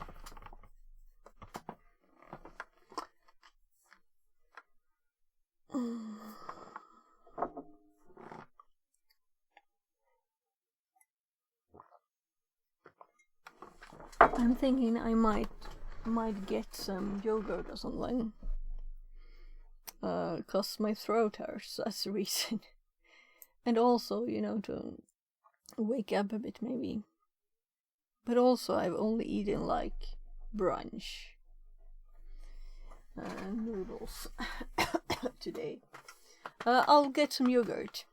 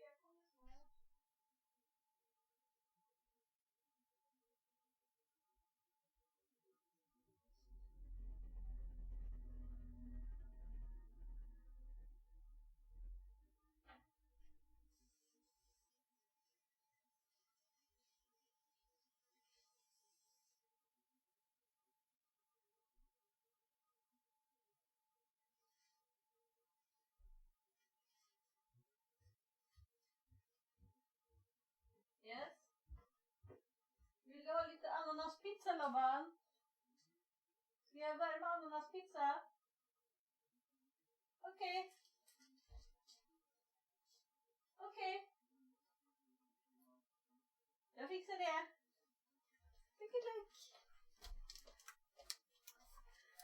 So, my kid wanted some too. And I got the big bread thing. Because I don't know how much I really want. I'll just get his as quick.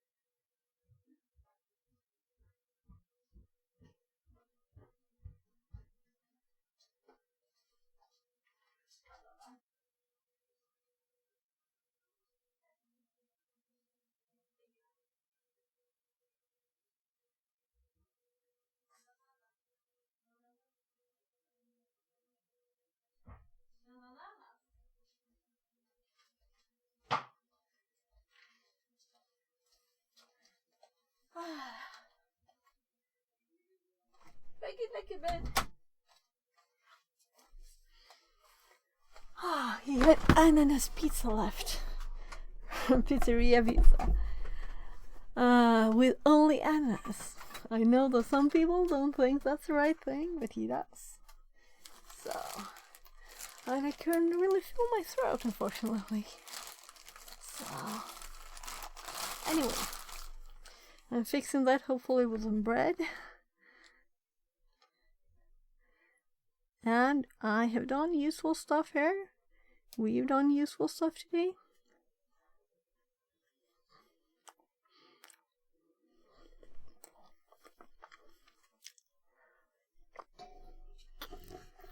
Oh, so cold yogurt.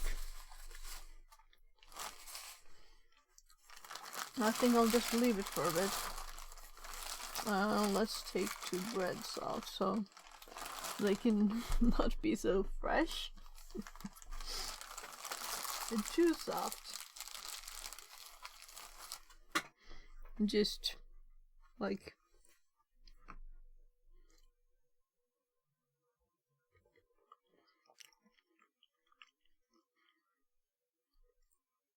I'm trying to mix.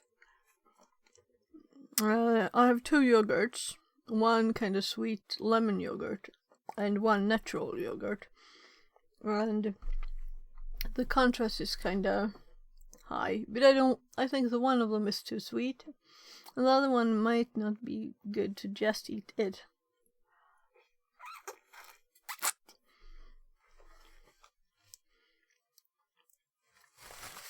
It's good with muesli though, both of them.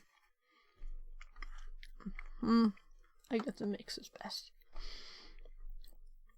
So, try uploading a web shell to the Linux box. Then use the command. I guess that we will just start with...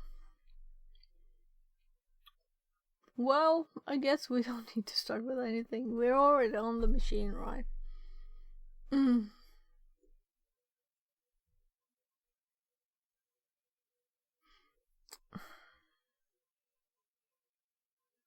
To me, this is so, like, odd. We don't have to try and do anything. We just have all the things. How would we best use this?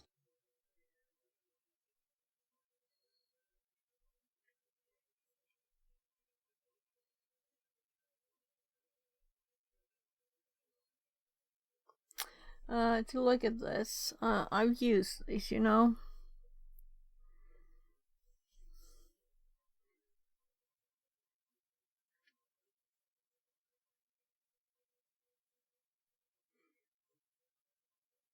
But I've never done it from a prompt logged in.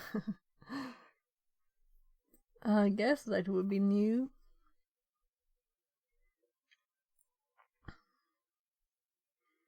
And well, let's do our normal thing, which is just to make a new tab. Oh, I made that new tab in my browser with the same command, you know. So let's cd to shells. And we have that the PHP reverse shell is already, I'm sure, updated with our IP. So, but let's just check here. Yeah, so it's already there.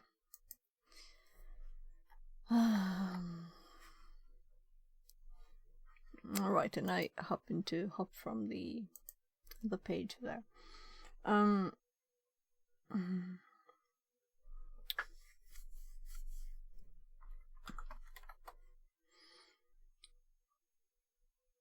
We have all of these other versions of shells too.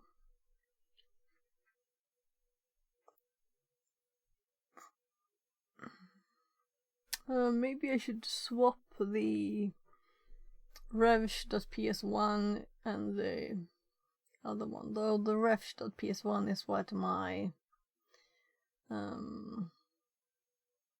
hardware thing uses. Why can't I remember the name?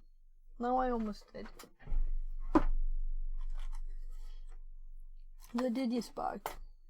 It uses that one. So then I would have to change the name in the, which would be okay, of course, but anyway. So my eye itches.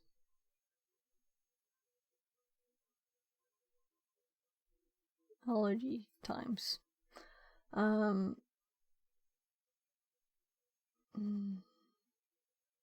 Right, I was just going to check what files we have, and then we're going to do the Python HTTP server to just simply can we control tab this one, right?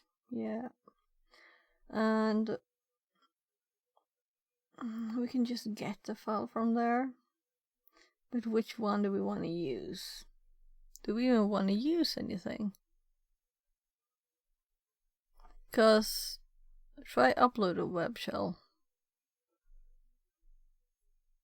Why do we want a web shell?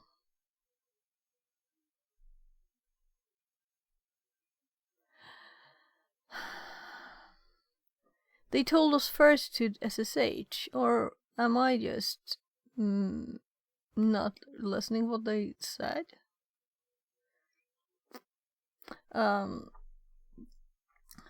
I feel so odd when I haven't nmapped the machine. let's just do that, because I'm wrong machine, wrong screen. So let's nmap, because I'm like, what should I do if I haven't nmapped it? Because I don't even know if there's, there should be a web server, I guess. But let's look. And this is how I look. 247. You're very welcome to come with tips and advice and things. Oh, well, let's do all ports, since that's what popped up. Then I can eat some bread while it's doing its thing.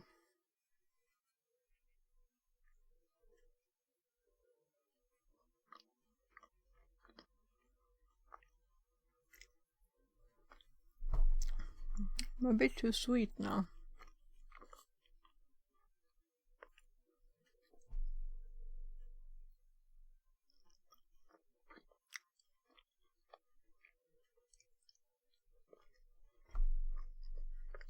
The classical 2280.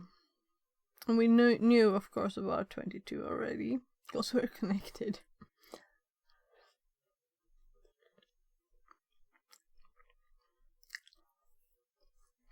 So, now this is to experiment. I'm just thinking, what should I experiment with now when I have the chance to do it? Lots. What should I do? Oh, that was a password. Didn't I? No, I actually typed the IP. 10.10.152.247.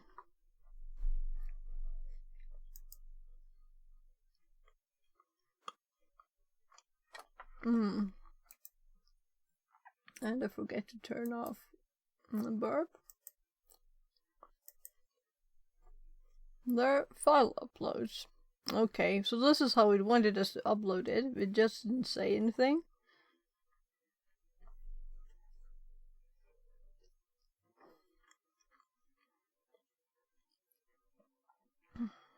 So there should be no limitation, no filters.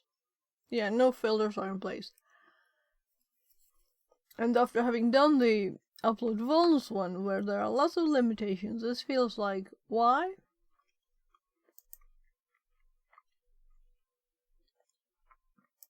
So we have lots of funny things there. No limitations. And the PHP was the example. So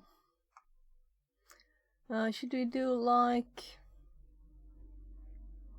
Oh, they said web shell, I think. Let's scroll back down here. Uploading a web shell. And I'm assuming they actually meant this upload page now when we found it. But before that it was just thinking we are SSH'd into the machine. So is that what they mean?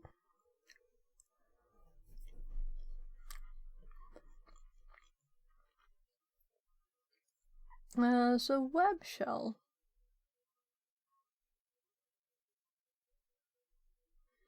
Do I have a web shell?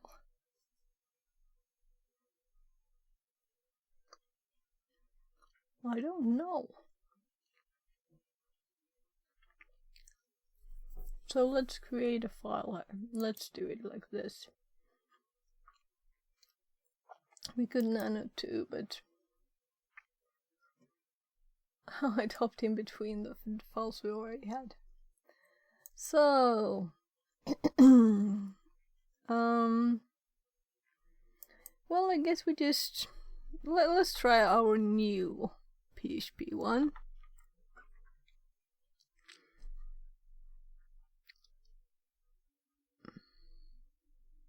We add it to our web.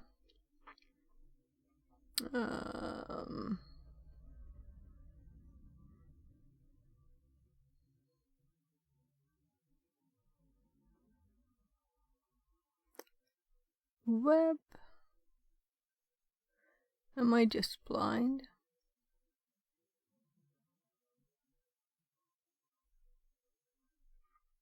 Oops. I must be blind. Or did I move it to here? I moved it to here, I guess. Yeah. So I was looking at W and it's on PHP. So let's try this one. And I was also looking at a web instead of shells. Okay, I just added the shells one. Yeah, so now that we have the pre one, which is kind of new then. That's nice. And this is web shell. That's PHP.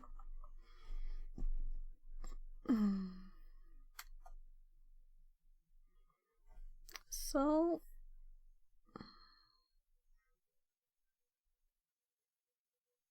yeah, that's what I used to call it before in the notes too.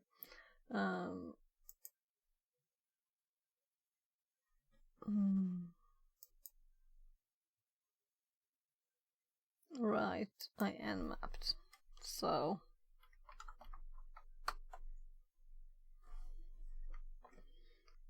am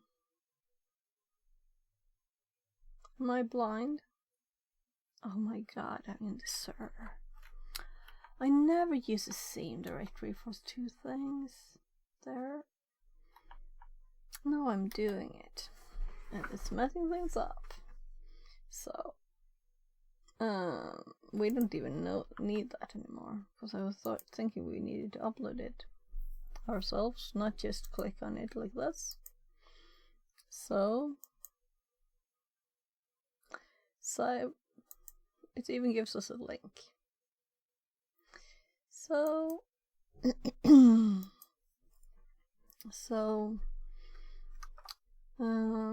CMD is, let's do my then www data.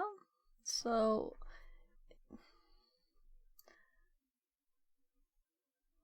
should we have uploaded another one? We can do that too, because why not? So let's do PHP reverse shell. And this should have the right information in it. And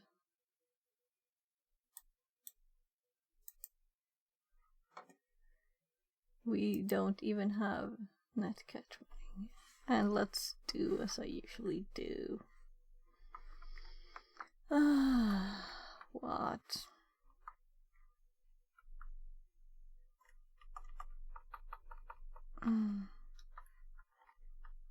I just clicked arrow up instead of arrow right.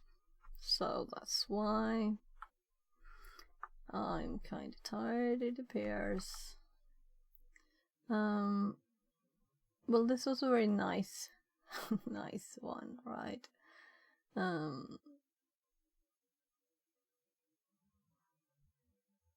So in my brain, I'm still like, why would I do this when I have SSH? My brain keeps telling me, why are you doing this when you have SSH? And that's not useful, because we're trying to practice things there, but my brain keeps insisting. Stupid brain. So, we have uploaded it.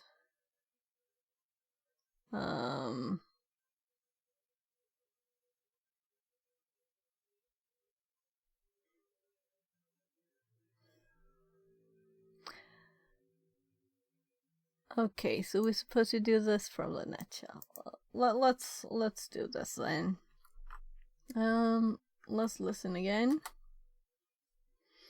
and let's go to the web shell that we did upload. So we can just let's call this. Oh right. Oh, that's stupid. We are already connected again because I made a new tab. No, it didn't. It just copied it. Nice. That's what it was actually doing it, you know. Right.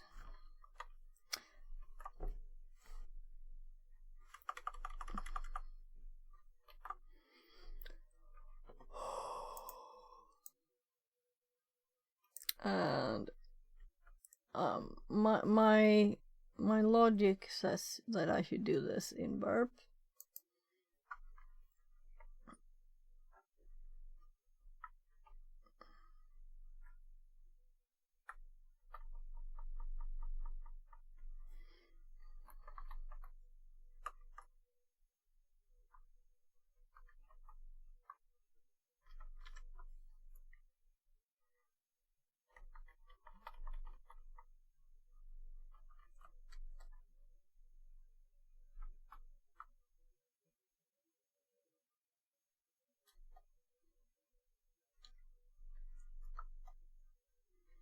So for me that's enough for now, you know.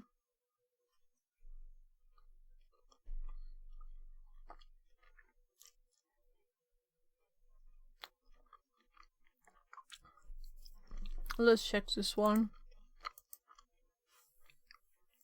Navigate to web shells.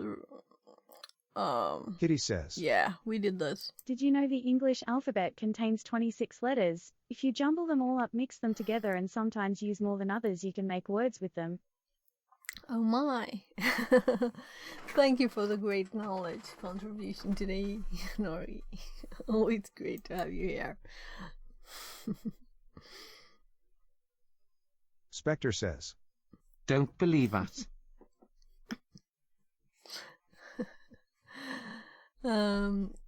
Should I not do this room? I think I'm falling asleep.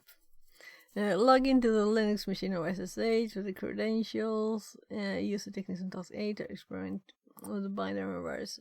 Yeah, maybe we could do like an encrypted SOCAT or something. That could be new. And that's what they say next.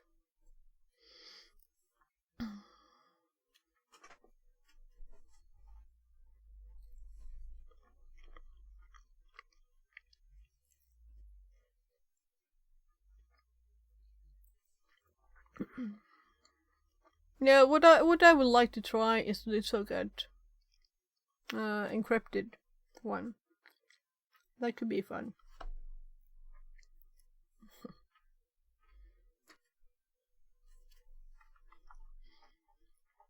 And we'll see if our notes are correct. So let's go for encrypted.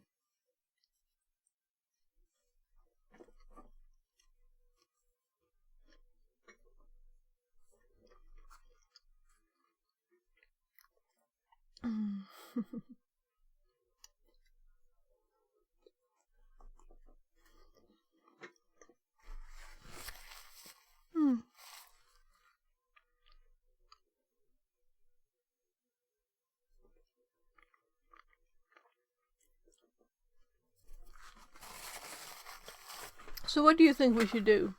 Tell me, people. Tell me. What should we do? Should we do the socket encrypted? Should we do something else too?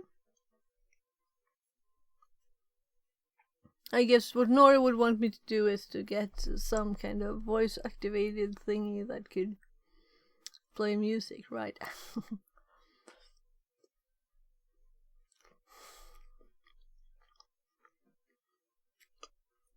We need more baby sharks.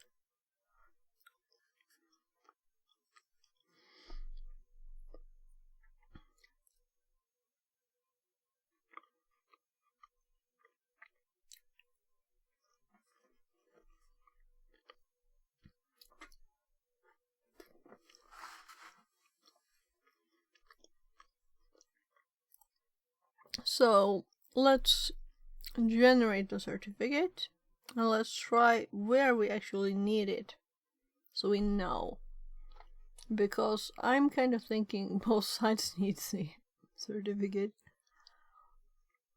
but if we haven't really gotten enough information for this, you know, just the commands, not where to put the files.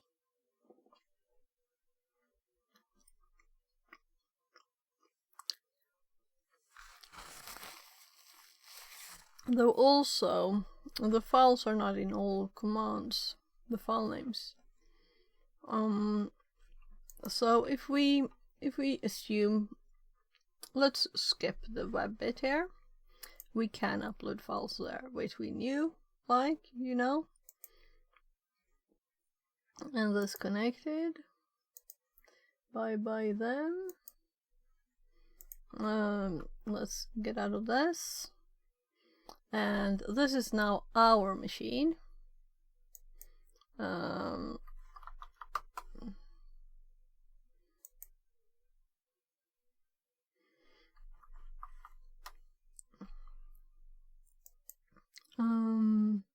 Well, we are SSH'd into the machine, and then we can actually, I don't usually open two windows, two terminals, but maybe this is a good time to do it. So if we have one on top, I prefer to have one, you know. Let's have one more open.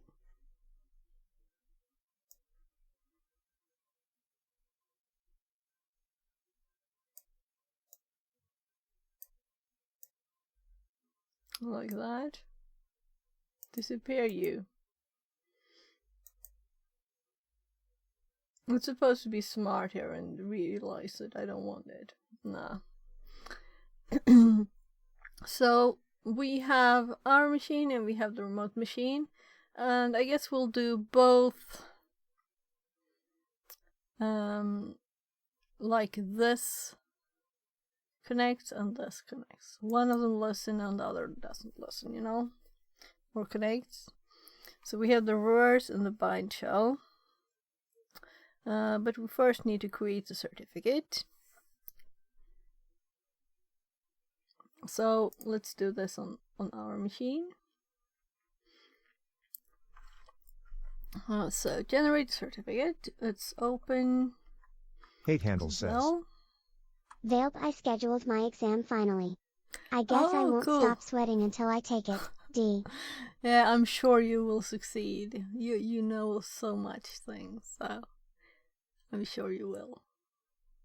But as we do in Sweden, we hold our thumbs. I'm holding my thumbs for you to succeed. Yeah.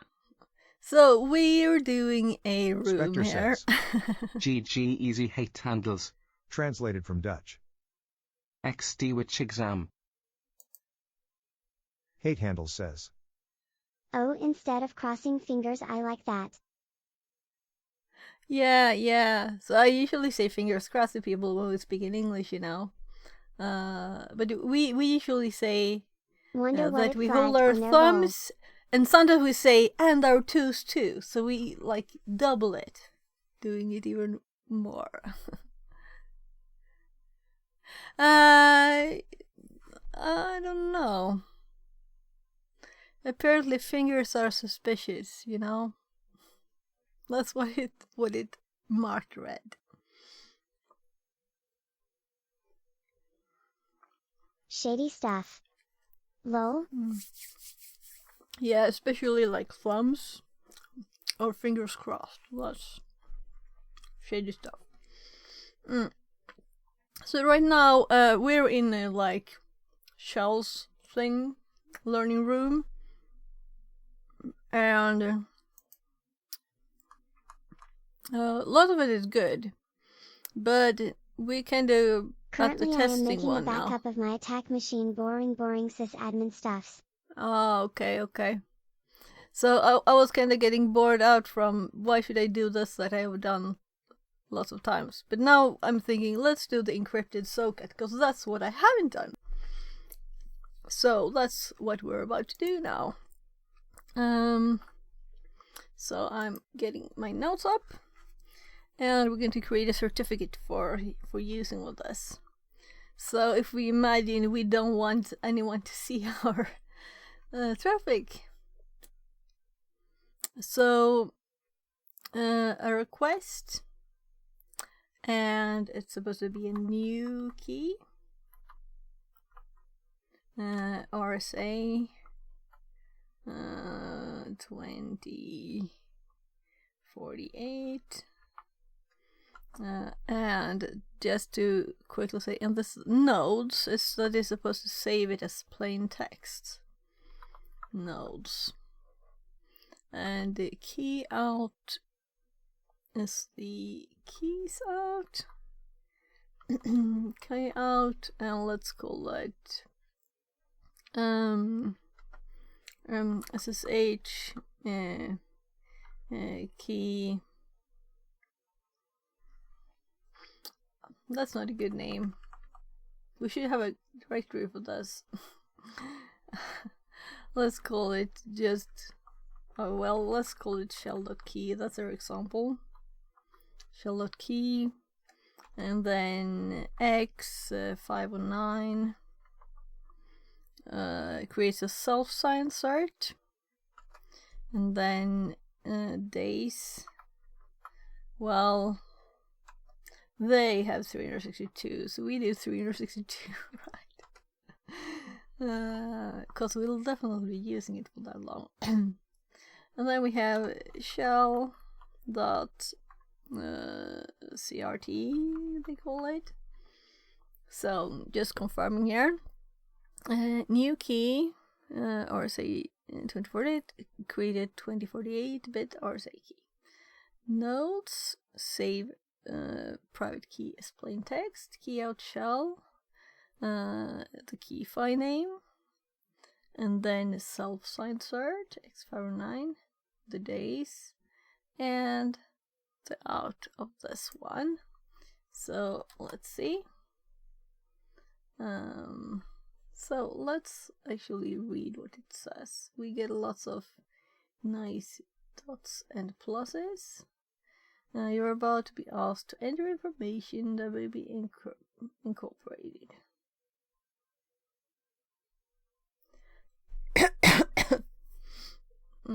Yeah, so we can just AU. Spectre OSCP, E. Translated from French. Yeah, I could have answered for you. I don't want to butt into your conversations. No, but let's see here. So the country name. I did not even see it, lol. Oh, okay. Too much confusion over why did this get blocked? Let's see. For some fields there were beautiful body. Yeah, so if you Not enter sure you that, have to put anything, pretty sure can just hit enter. yeah, but I'm curious about the AU because I've never seen what's that like. What? Yeah, and I could, if I press that, will it be empty instead of Australia. AU?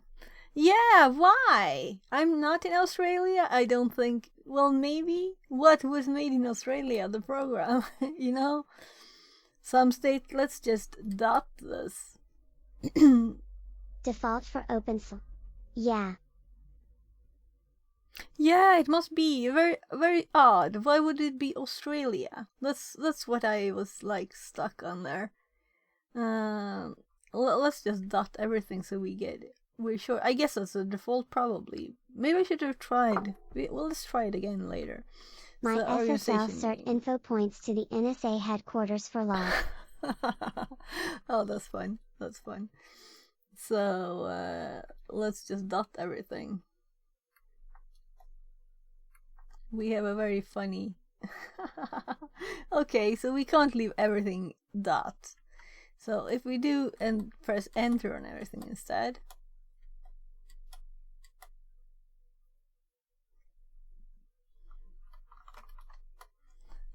We should have made a directory. There are too many things here.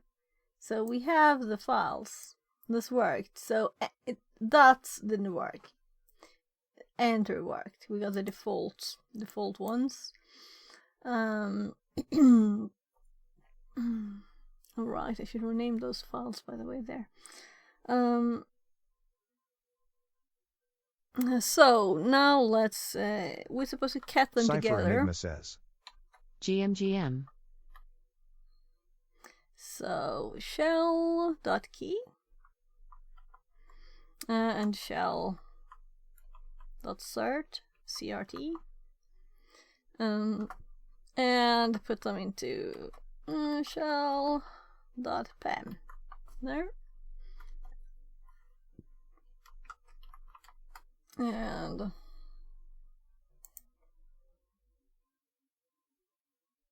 we have the file here combined, and the sizes are correct from the plus. And also it automatically does that to the key there. Yeah. And permissions. So this is my notes and all the explanations for the things. That information was not in a room. You had to like find it yourself.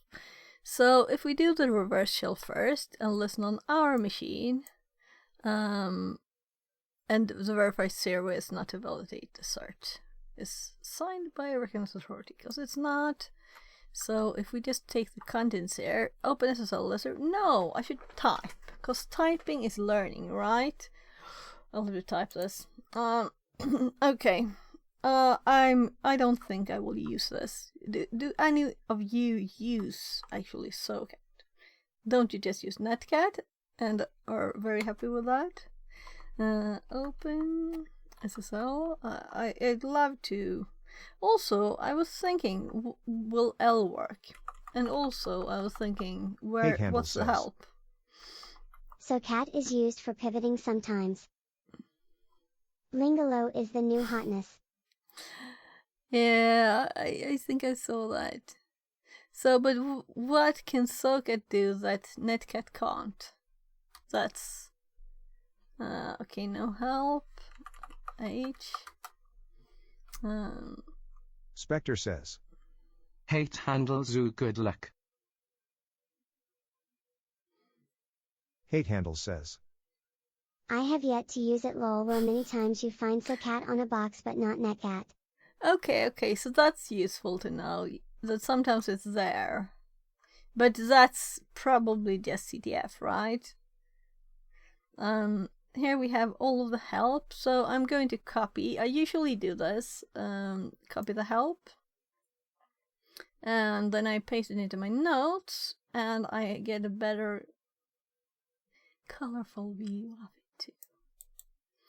So, let's see. This is SoCat, right? So let's put the help here. Oh. I mean, it's pretty much like encrypted netcat. So not plain text data transfer. I could be wrong, but my assumption. No, it's just encrypted if you do the things I'm doing now. I don't think it's any difference otherwise if you just do it normally. Now I'm doing the encryption stuff. So, let's make one here and paste the help. So the default should not be encrypted. Yeah, but NC can't do that, lol. No, of course. So it's just that's why I'm trying the encryption, because that's what I'm thinking could be useful sometime. I don't know when. So I'm just quickly reading here. What was interesting initially was, why would I have to say the full word listen? Will it work with just an L? So OpenSSL L, there's nothing like that, at least here in the text. Whatever. We have it here, and that's what I wanted to just have it in there too. So let's go up to encrypted reverse. Daddy Google says SoCat is a more complex netcat. Yeah. Let's listen to Daddy Google. So yeah, complex is not always good. That's the thing. Complex can be too complex too. Fixerbot says. New follower Secreto XE. Less than 3. Secret OEXE. Hate Handle says. Wonder what Chat Daddy says. Yeah, I was thinking, like, if you say Google, Daddy Google, yeah, next thing is Google or Chat Daddy. Yeah, Daddy Chat. Well, we'll see. You can try it. That's actually one of the few tabs I have open right now, because some things, it's good to explain syntax, like weird syntax things. It's kind of good at explaining that. So that's what I use to get the explanation of the OpenSSL, actually, because you don't have to Google a million pages and find exactly different things, or you can just ask, what is this? Explain this. You got it. And then you might have to ask, like, more details, please. Because you should always be nice to anything called AI, because there might be actual AI in the future, right? we better say please to ChatGPT.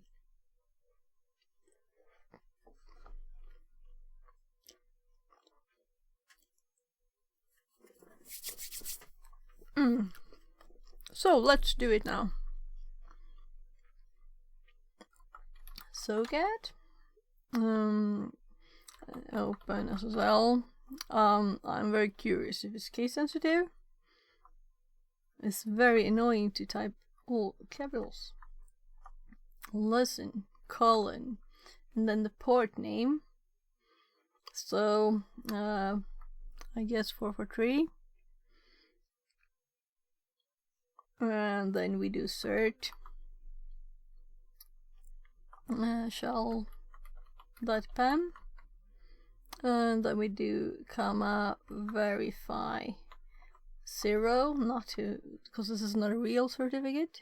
Chat Daddy, if the task at hand demands high-level functionalities, especially related to security, complex routing, or multi-protocol support, SoCat is the preferable tool. Yeah, we could kind of see that in the help, right? That we have lots of options here. on the protocol to use. The fork thing is cool too. The fork thing. So what? It can do more things? You can fork a connection for later use. Okay, cool. How? The how is the important part.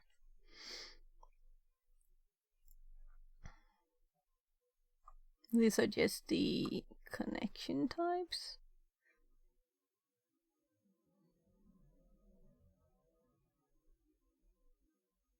Now, this is not everything, of course. These are just the command line parameters. There might be much more to know. I'm going up again to this. So this is what I'm typing. Over here. So we're almost done. And I know what everything means. This means this is a self side. It has to have this. I guess it wouldn't work. We could always try it. If we didn't do verify 0, we try to verify it. Oh well, let's just run it first, so we get there before I have to stop streaming. Time is passes by quickly here. Open this little lesson. So this is like telling it this part, use this. So we should be listening. I would like it to say something, but I guess it doesn't. So now we're going to connect to this. And I am thinking, don't we need that cert file? How on earth will this work?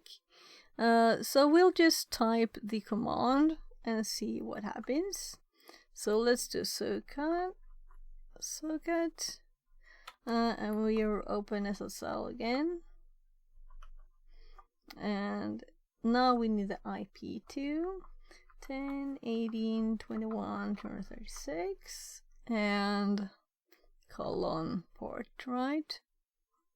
Yeah, colon port, comma, verify equals 0, and then the space for the other side of the connection. And here we want to exec, and this is a Linux target, so bin bash. So if this works, I'm kind of surprised.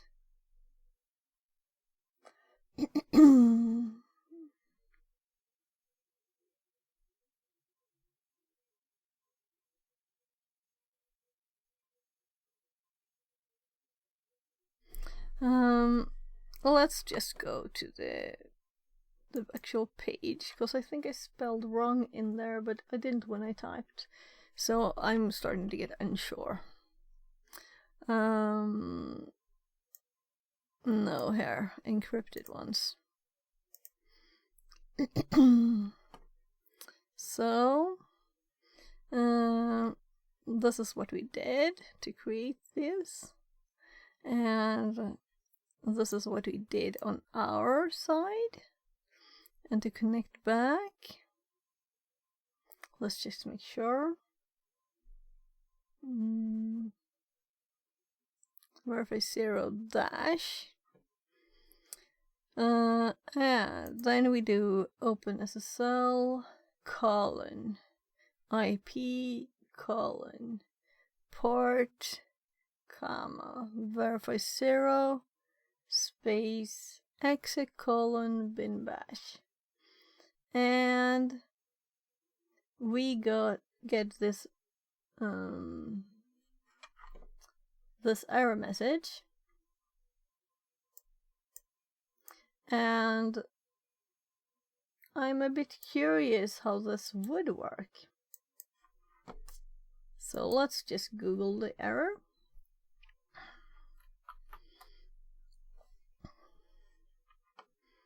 There aren't a great many matches. So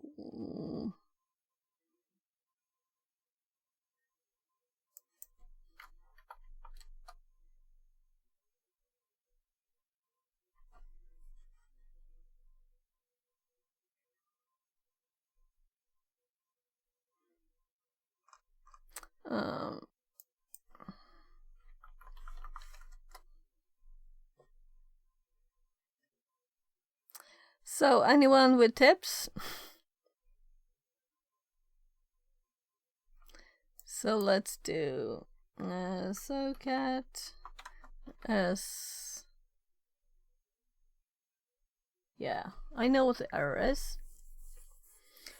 I know what the error is, but it's kind of annoying when you don't find the help you want. I did spell it wrong.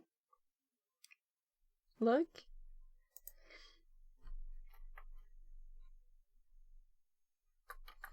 So this is an error message because I spelled it wrong and didn't know what I was talking about. So we don't get any output from any of these, which is kind of what, you know? If something would have connected here, shouldn't we have seen it? And how would this connect? I don't know how socket works. I've never used it. I really feel kind of lost here. Maybe we should do a normal one too first. If we do the unencrypted one. So let's just scroll up in the notes and go with a normal socket one. Normal reverse shell without encryption, and make sure that this works first. Oh my god. I got training aching on back. Oh, so it looks like it was connected. Did you see that? So maybe we should actually try more before I give up, because I wouldn't have usually done that, but I would have expected some kind of output. Like if I just do, yeah, so we are connected, but we got no notification. This is a clear thumbs down for SOCAT, you know? I want connection on this IP, right? We got nothing. So this would mean that our commands worked.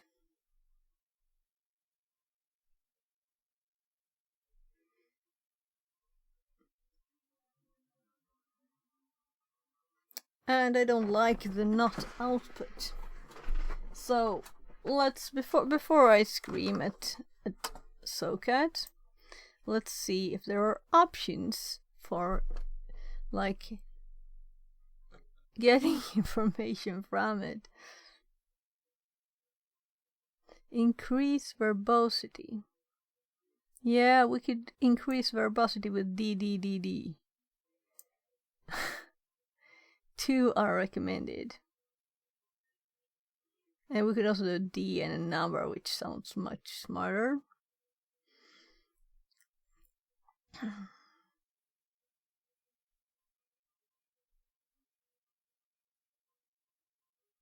Log to file.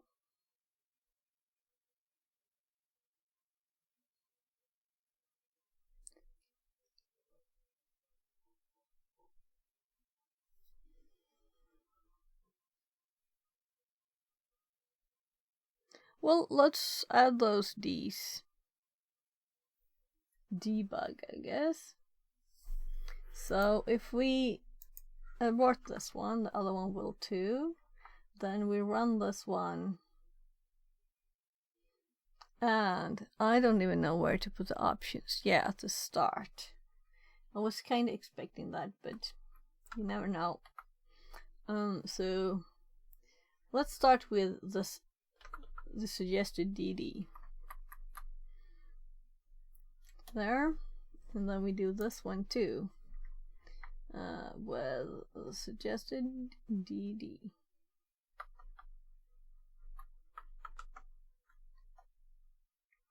And now we got information when we connected.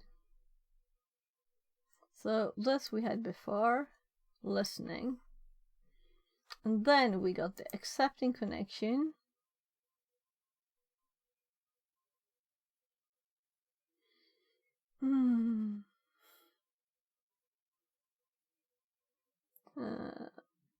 No pair certificate and no check. Yeah, I was kind of thinking of this with certificate.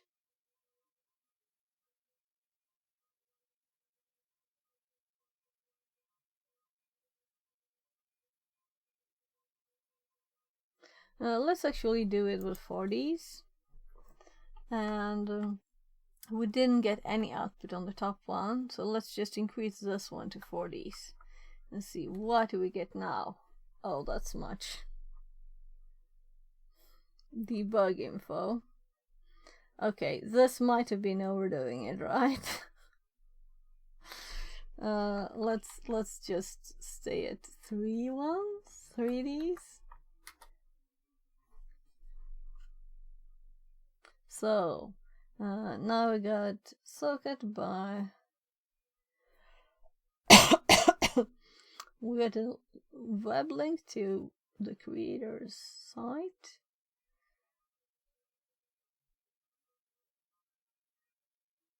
Open the cell, include software written by, setting option. This is interesting. So 3 might have been right because we see it says the OpenSSL certificate and the set's verified to 0. We can see and confirm that it read our options.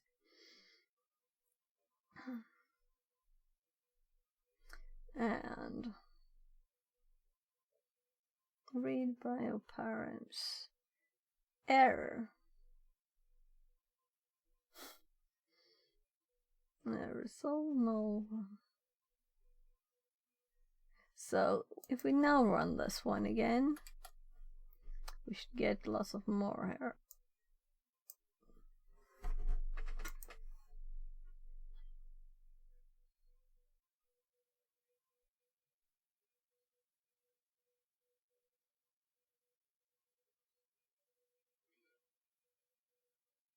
So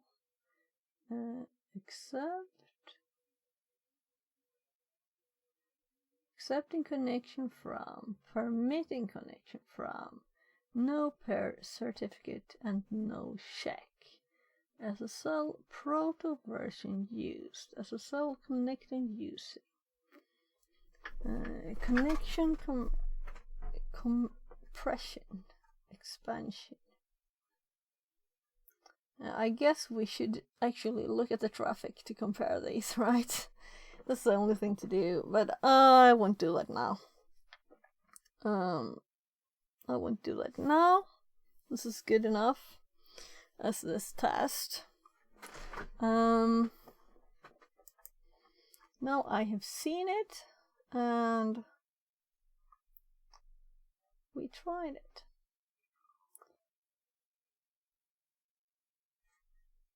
So is there something else we would like to try here?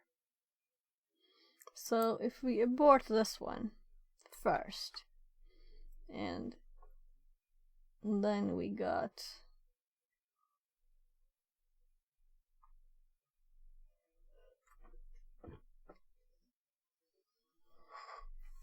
I guess it's this one, right? It's end of file. And it didn't get anything. No data. So it closes. So, good. But why have no information as default? I have to try that with 1D to compare. So if we listen with 1D, and I don't think the D's on this one matters. We still didn't get anything here, but we're still in there. That kind of means that you need 2 Ds to even get notification that you have connected,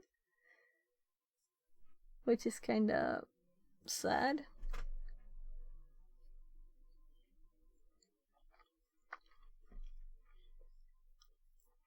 So I'm thinking, let's look.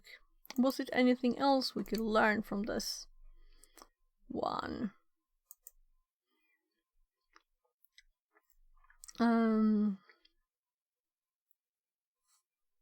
Yeah, we did this. Practice reverse and bind shells. We could do it the other way around too.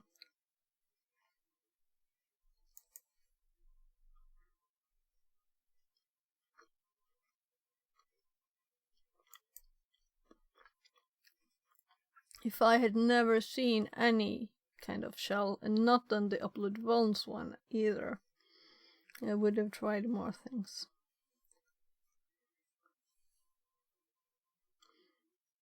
Is there anything else I want to test? We can have these like saved, as these are good for testing, you know?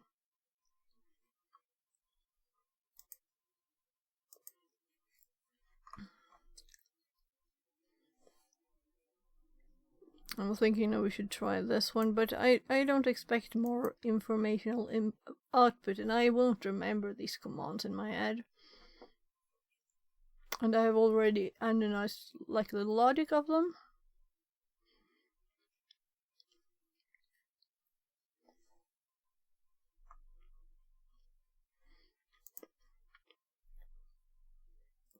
And I think I will delete this image because the color, the white blinds me. And that image. There, that's much better.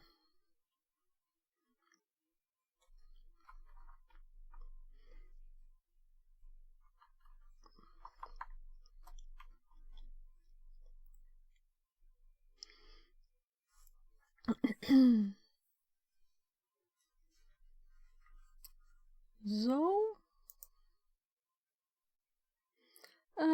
switch to the Windows VM. Let's do that then. We can check this one too.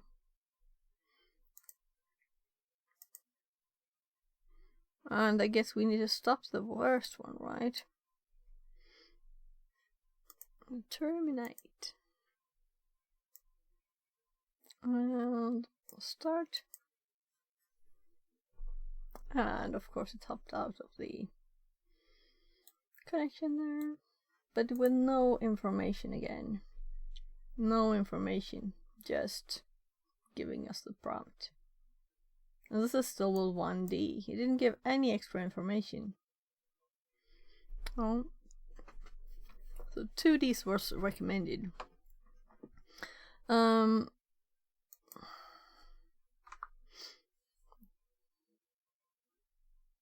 Oh, there.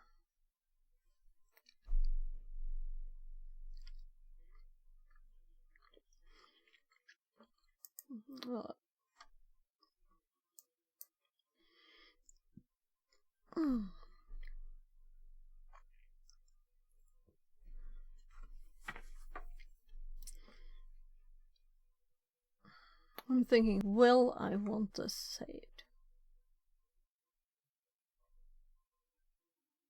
It's too much to be useful, I think. Yeah. So let's just look at the new one, which is 176.91, and I can assume the same.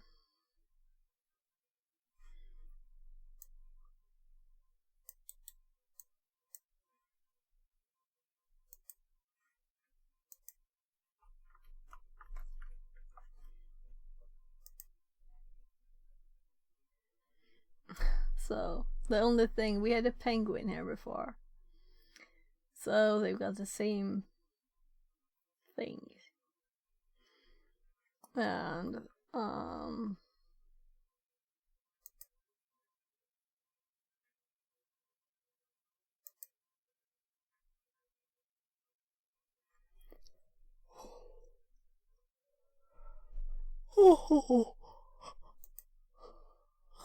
My goodness.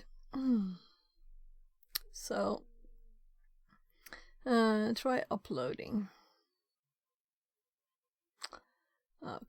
Okay, so let's do it.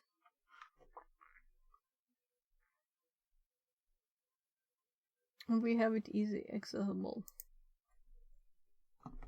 Oops.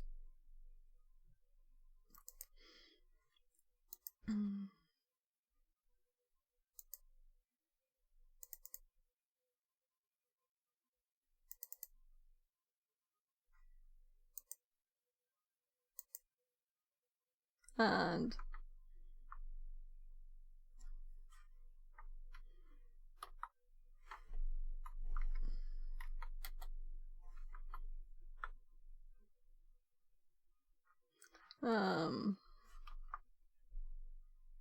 yeah, this was the kind of thing that was probably not for Windows, and that's what they wanted us to see, probably, right? Yeah, does this work? And we already read about that, and that's why I was looking at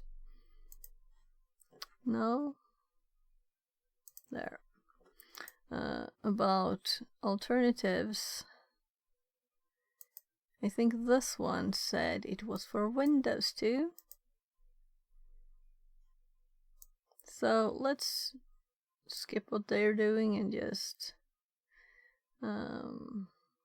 I guess I can view raw. Well, we just want to copy it and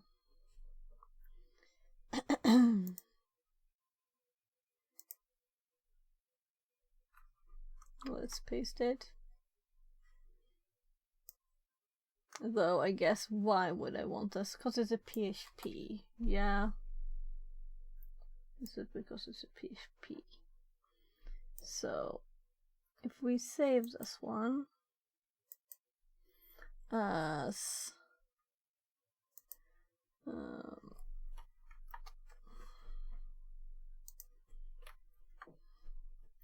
Wing. Well, it's not only that, but I don't want to overwrite the other one.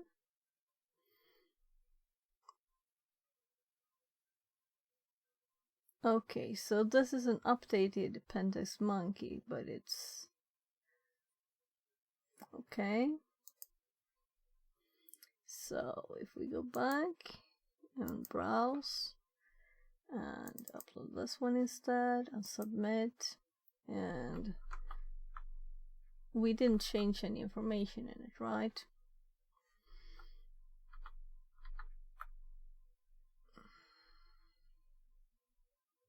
I'm so used to having already filled in the information.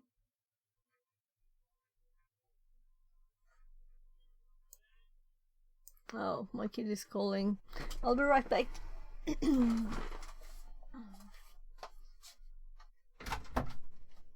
Yes, Baba.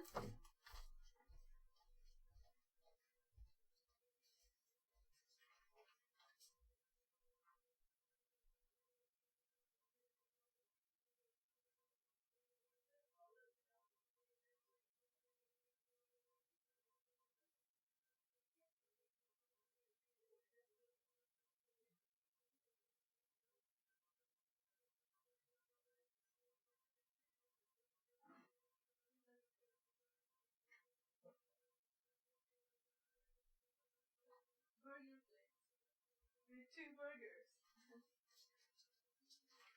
Take it back.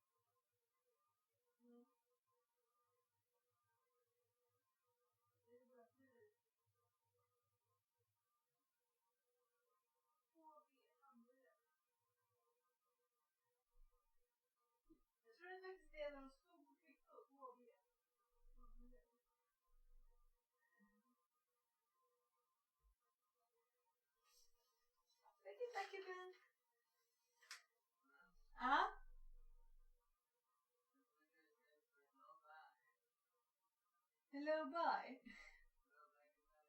Hello, bye,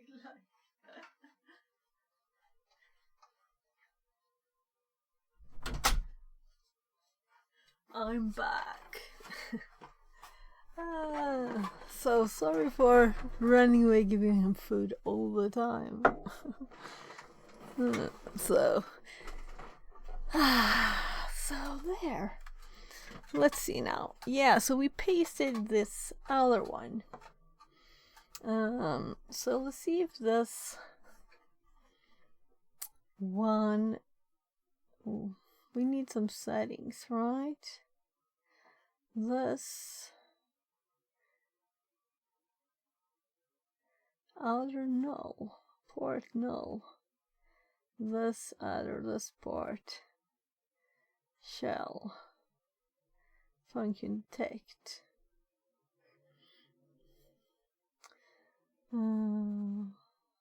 So it looks for Windows.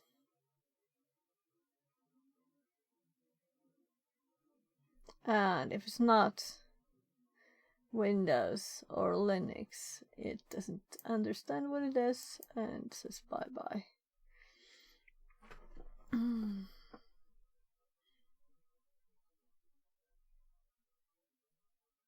I'm just curious where it gets my IP. If I'm supposed to set the variables at the top, maybe you should have read like what it says. Right, also, it might be there already. Because it's from, you know, the RevShells.com. And I have my information entered in there. But I'm just mostly thinking we need to... Oh, yeah, there it is. So it's already set. So we don't need to do anything, and it's uploaded with this information. So, just good to go. Oh my god, I hate having two windows.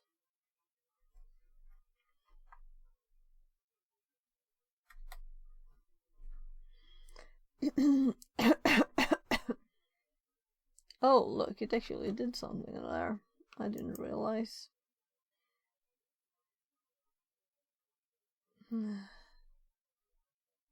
This is why I have my own page. Because I think this background is so horrible. It's horrible. So, we can just click this link now. And it's doing it. And we're in the machine.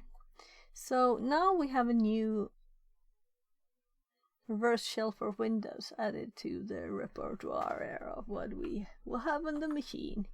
In the little Kali, there's a new thing. That's nice, and this worked. So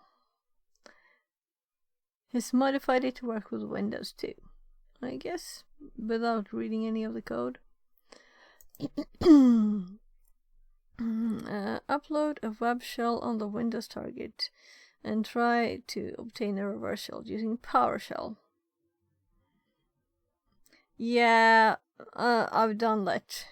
I don't have to do it again, I feel. So let's skip that. The web server is running with system privileges. Create a new user, administrator group. I did this on the Iron Core one. So, just did it, don't want to do it again thing. Experiment using socket and to obtain reverse and bind shells on Windows target. Yeah, this could be useful. This is like just did it on another one. Create. Okay, so yeah, we should try this too. So we have a few things to do anyway.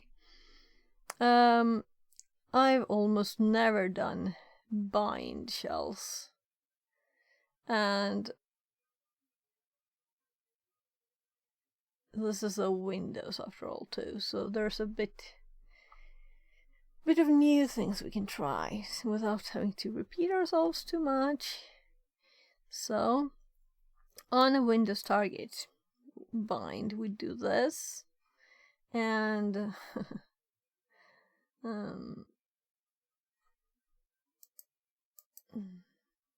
we do have login information, right? So we don't need to actually do anything, because we still have this one. And I'm thinking, let's just close this.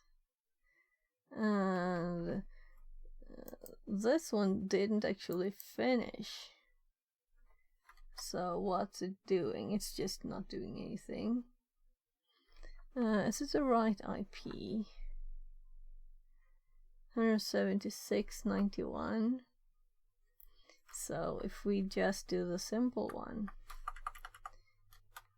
on this, I'm kind of sure there's SSH, but we can just open a new tab too. Might be useful to still have this one around, so let's get the information. I did put it in the notes, right?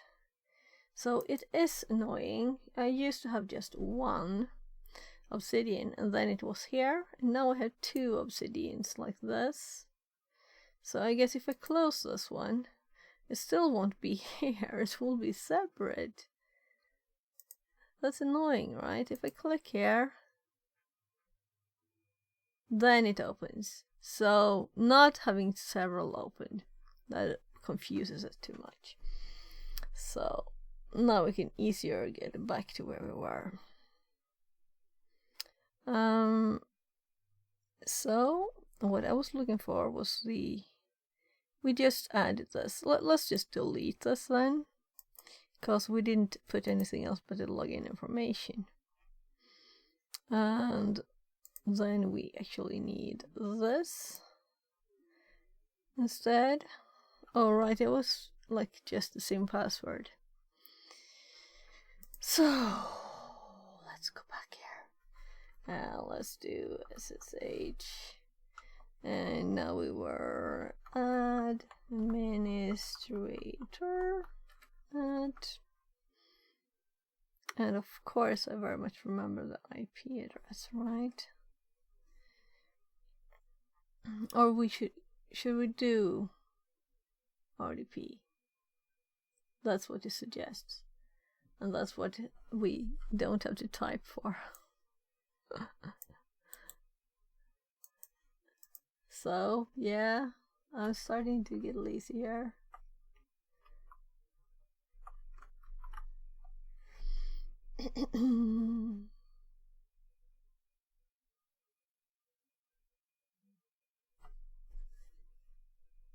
Right, maybe we should have used. I was thinking about this. Well, let's shut this down and let's research options, because what we can do in the graphical way, shouldn't we be able to do it this way too? Because we tested last time, or recently, with Remina and whatever options you get on the side there. I was trying to remember the names so I can look for them. But like having it kind of like auto zoom or something. Auto zoom, right? Auto. Let's look at what we have. So if we resize the window,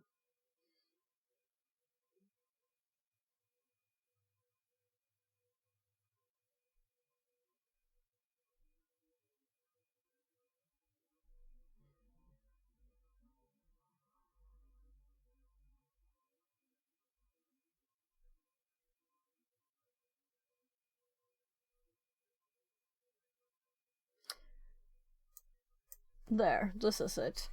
So dynamic resolution, that's what I want.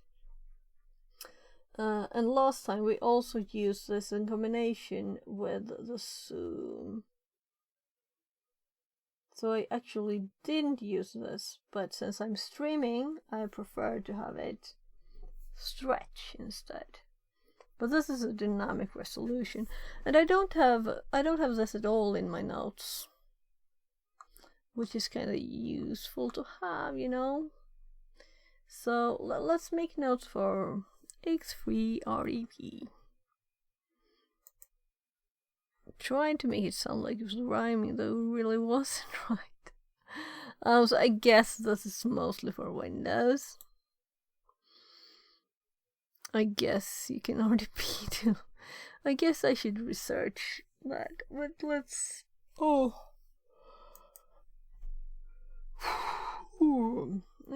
should we say RDP and then X3 RDP to make it obvious, and then help,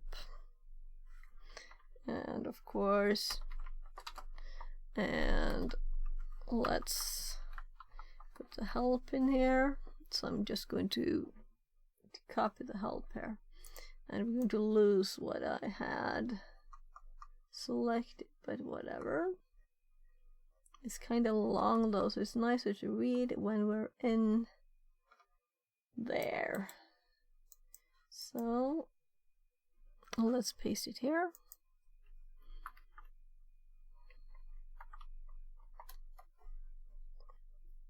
And unfortunately, it doesn't see the slashes as options, only the dashes.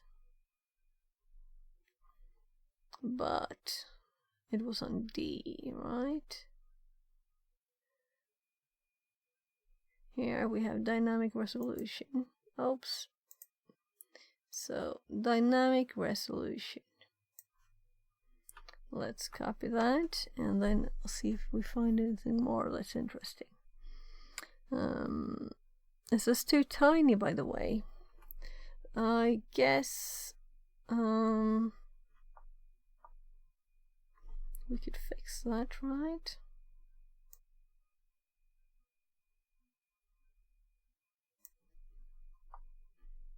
Is this too big?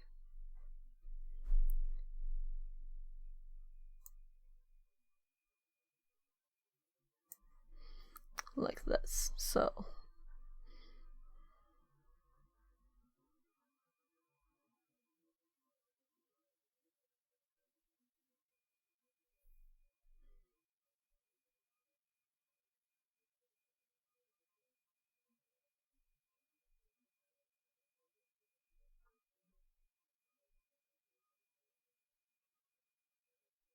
Three hours and 36 minutes. So I'm closing up to 4 hours. Then I have to check with my kids if they want to do something with me instead, you know. The thing of having a life too. Not just working or studying all day. Or streaming.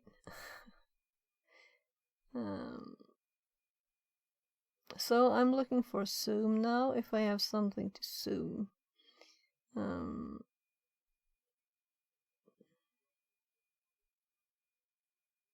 When streaming, it's kind of useful to be able to zoom. We could search, but you never know what it's called. Stretch, zoom. You can try searching if you don't find anything. Scale. Yeah. So we kind of found it.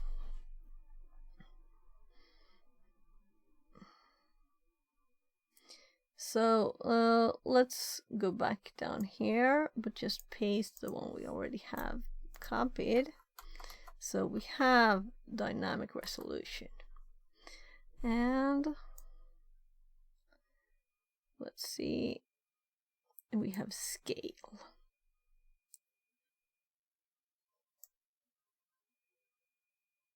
That we can try. Let's see if there's anything else.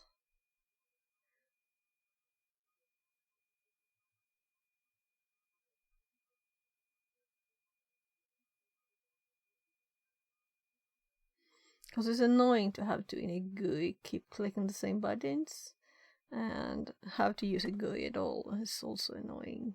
When it's something like that, you can just type it in the command line and you can reuse it, you know? You don't have to click, click, click, click, click, click. It takes time.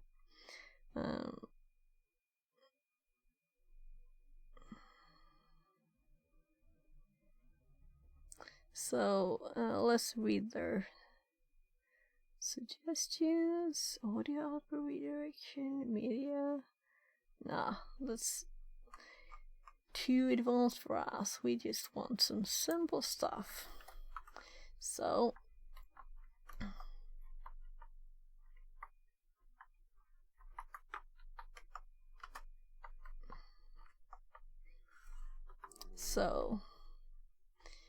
scale and scale device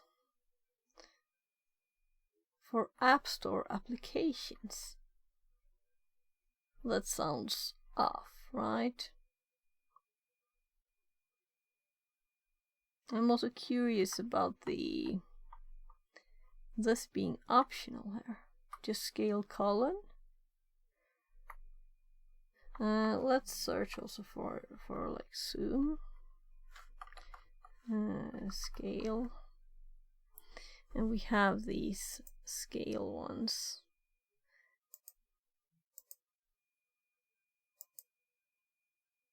Smart sizing. Yeah. So this is the other one I was looking for. Something was missing, and this was it.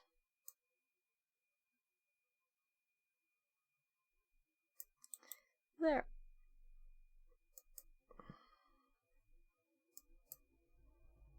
So I think we have it all.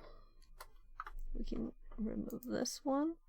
And I think actually that the scale is not what I was looking for, but I want the automatic and dynamic options.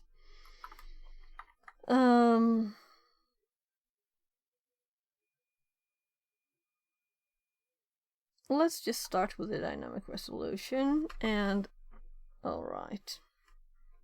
That's why I had to create those, because that's my usual. I used to do that with those keys. And let's go back here and just pop up our normal one here. So I do have the dynamic resolution one here already. Is this theirs? Yeah, that's theirs. And what did I have? This is annoying me now. Because they had the dynamic resolution, but what did I usually have? So this is a messy way to do it, but I'm just checking history. History.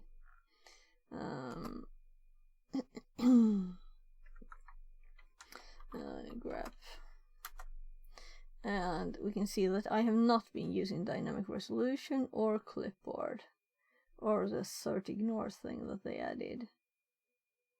I have just looked up username, password, and V. That's what I've been using. So let's lazy this. And how many options do we have? The port for those. I'm copying this. Going to paste a few of them, but let's paste all of it. And this kind of doesn't do it anymore.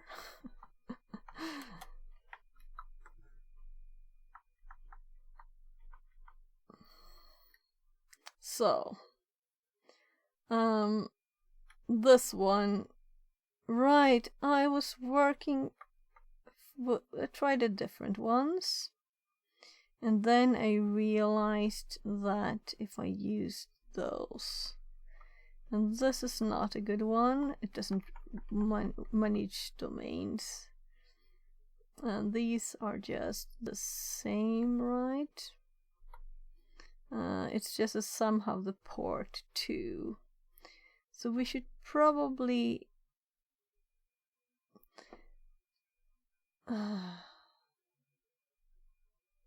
P and P for password and port. Am I just crazy, or is this odd naming?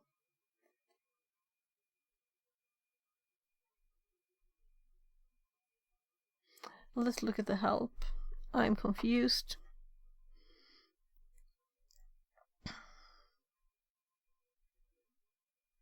I'm confused.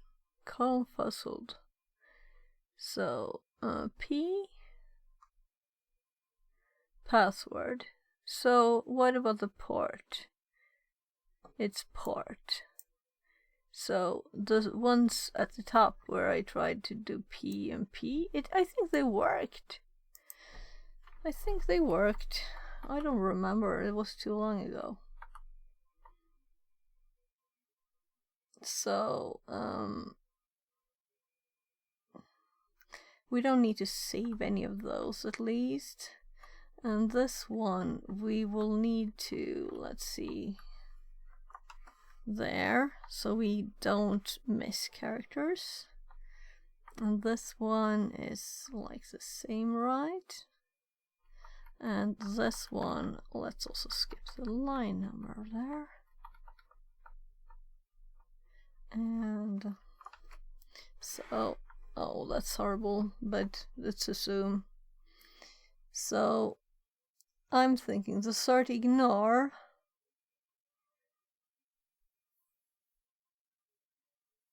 I haven't seen, but the dynamic resolution is new to me, and we found it before we realized it was in their actual example. So let's go back here. Learning happening, definitely. And they had entered the password and everything for us. So let's run this one and see if we can change the resolution of the window here. And it zoomed. Did you see that? It did zoom it, right? Oh, it's just my ear saying it's low battery. Switching ears. Hello, ear. Battery full. Okay, good. So, I'm a bit curious now. Let's say we open Firefox, just as an example. And this should be kind of tiny text for you. I mean, sometimes I look even on my phone. Oh, this is slow. Should take a notepad.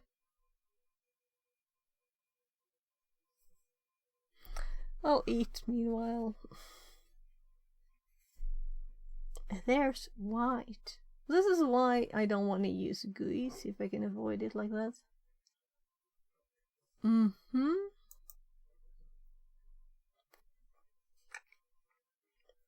We always want Firefox.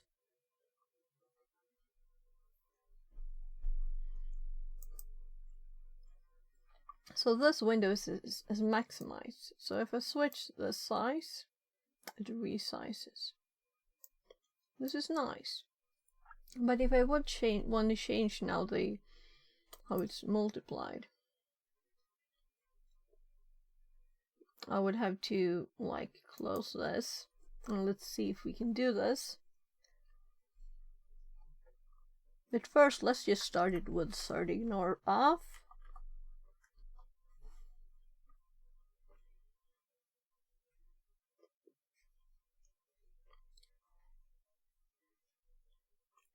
Okay.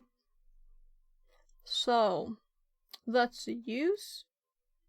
We got an error. So if we know this and we use the sort ignore one, but only add to it.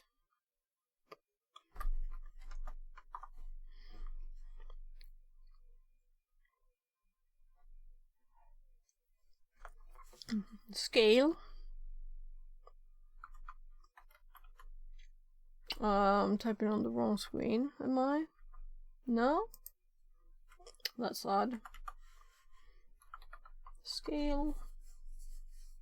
Colon 140. and run this.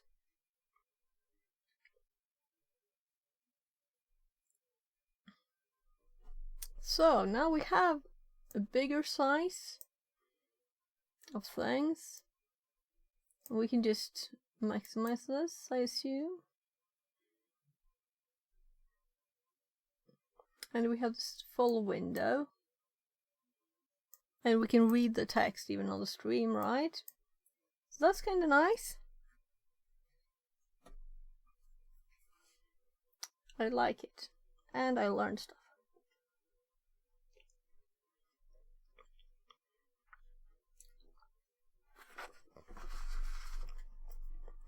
So, if we just close this one down, let's copy this one.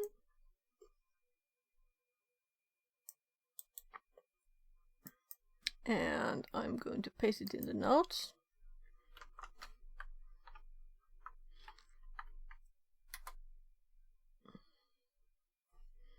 So it's pasted in the notes a line further down. So this is the current one, like the one we'll build on next time we run this. So we don't have to use the Remina annoying graphics thingy. And we have it sized up, and we can change the sizing up. When we want, we can read these on stream without it being crazy tiny. I like it. Now the only thing is, what were we going to do? Right? Should we do something with this? Was there a purpose? Other one is learning more about X3 RDP. Let's see. Let's so we don't have to go back, open this one again. We were going to try to make a on Windows reverse and bind shells, and I was thinking that why not do it through the RDP. So we that was their suggested way to connect. And we're administrator, you know, so we don't have to worry about if we can run stuff.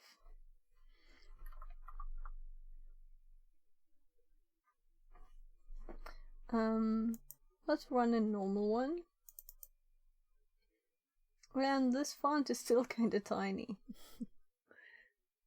Alright, you can't see it. This font is still kinda tiny, though it's more okay now. More okay. I guess it's properties, right? I always go to the wrong place. Font 28. That should be big enough. Maybe overdoing it there now when we already have the zooming. So let's go down to 20. I think this is okay, right? So we have this. No? There. And we have yeah, we can use this one. So let's look at our notes, what we're actually supposed to test.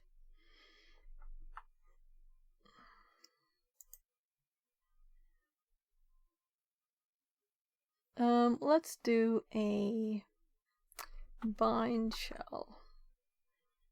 What was the suggestion? Reverse and bind shell. Yeah, so let's do a bind shell to try that. And on the Windows, of course, because it's Windows. So let's see what my notes say. Bind Windows target. We do this.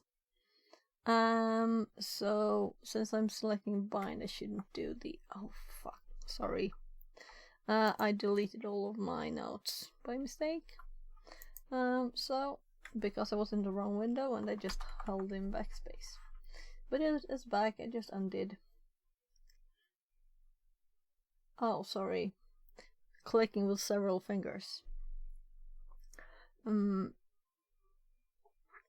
So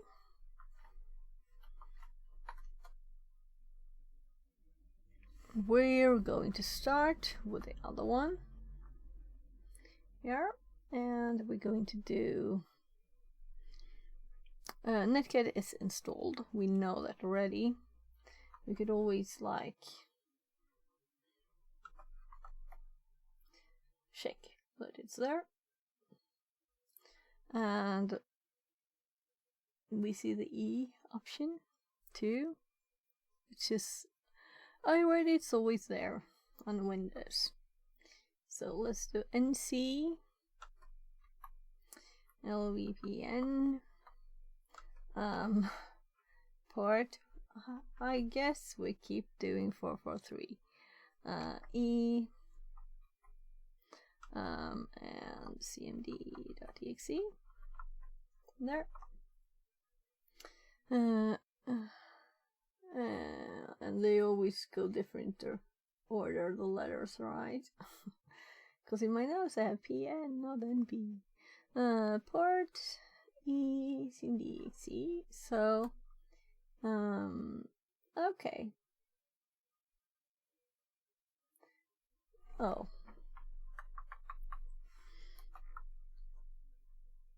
Still nothing? So this is supposed to listen on a Windows target, but I guess we could try it from CMD.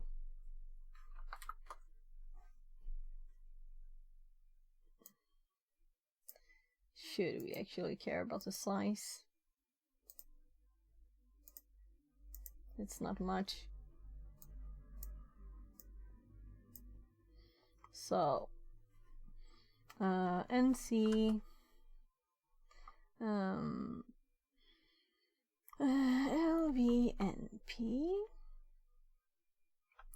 and the port is 443.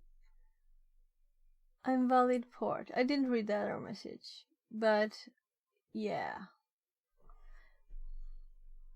I'm going to do something else instead. And let's do run as admin and try several versions here. We could just do this and try first as something else. I will never remember that. There. 6789. No, the same. So if we do it here,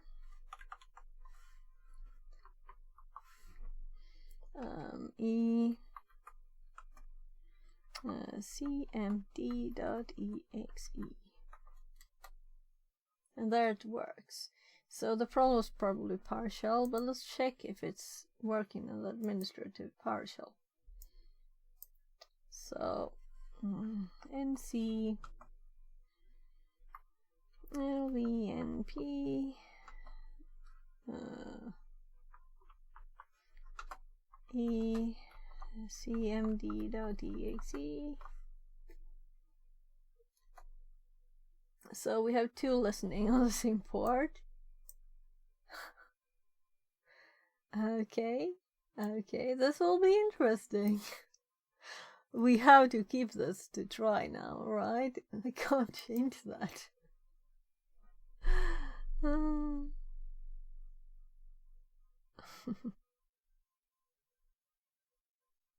Oh, this is interesting.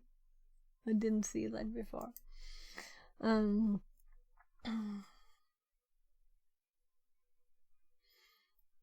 I guess it sends information in case, and I guess we got a shell there too, so we get double on that one. That's interesting. I'll have to read the code for that. It's this one.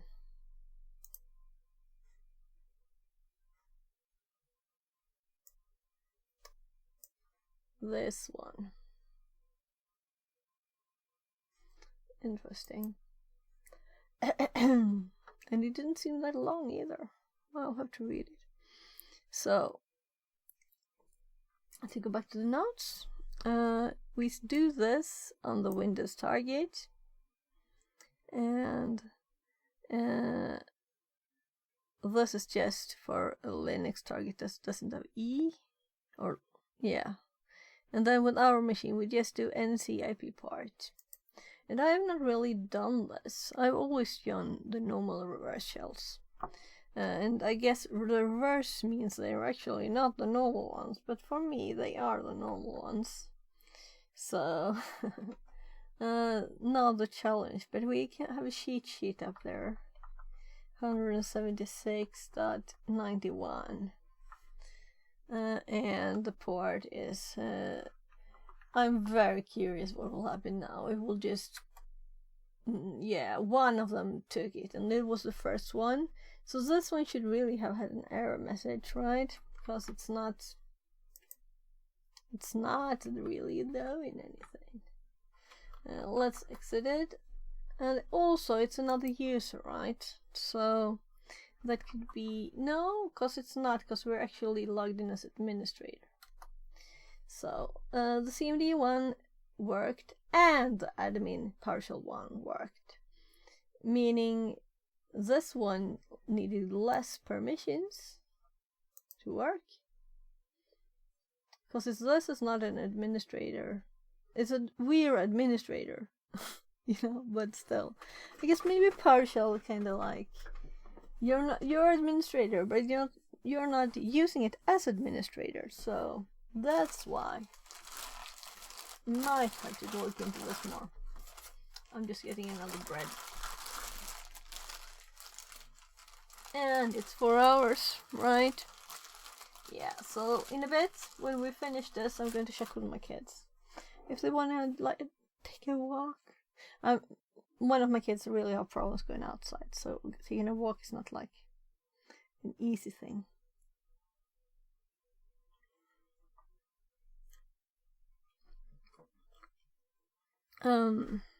Yeah, time to just type. What should we do? I mean, we did what we should do, right?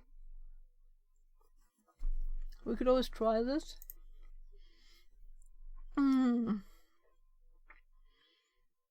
And this is CMD now, so let's do dir, and let's do,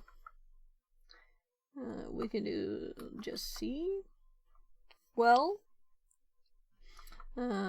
CD, right, no space required, and we have the echo.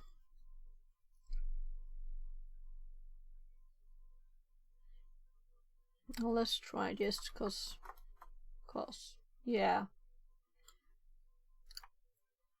Oh, that's annoying.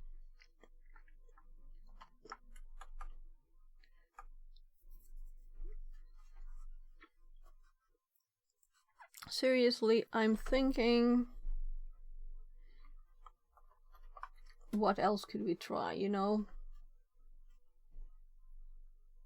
I could practice like, if I'm administrator, how do I, if I would want to be instead system,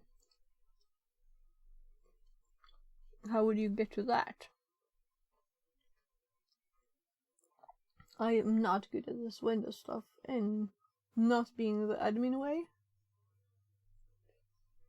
I'm used to being the administrator, but not having limited permissions.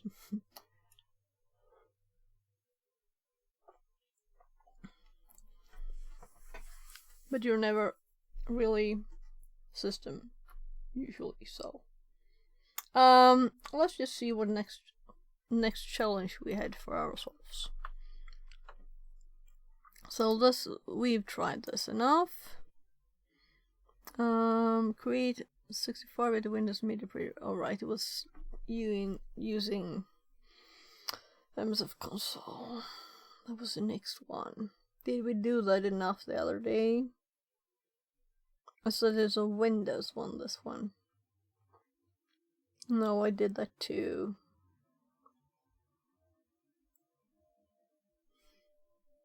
I'm thinking it's a bit messy that we're already administrator. I mean, it would be like... It's odd somehow. Anyway, create a 64-bit Windows MediaPreader shell using MSF Venom and upload it to the Windows target. Yeah, we could do that. Let's just do it instead of spending all the time thinking of what to do. So this was kind of funny that this happened. I'm kind of curious on just running this again. Let's see, we have nothing listening. No connection, because it's not listening. Logical. So if we look at this, hello C colon. Yeah, I kind of like forget that we're connected. So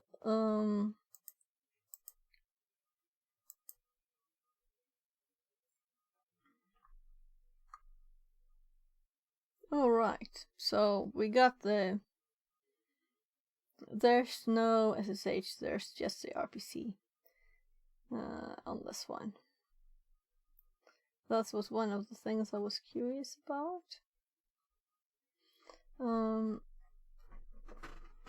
So we could just clear that one and use this for running MSF Venom. And I don't have good enough notes on MSF Venom, but I think we made a bit of a start at least. So now this is so zoomed in. It's good, but it's also lots of more scrolling. So if we open this in a new tab, no, I was not going for that. I was going for MSF Venom. So yeah, this could be a good start actually, just to run the... Oh, right. We don't want those characters around there. Sorry people, I'm at the notes. I got the MSF Venom notes up, and I'm just copying the list payloads one, which is kinda... well... Alright. So... and we're back at the slowness. The slowness that makes me not want to use this. We can't see how many hits we got here. And they're all double lined. And I cleared the screen so we can realize how long it is. So also, we'll have to make a more detailed thing. We want Windows, right?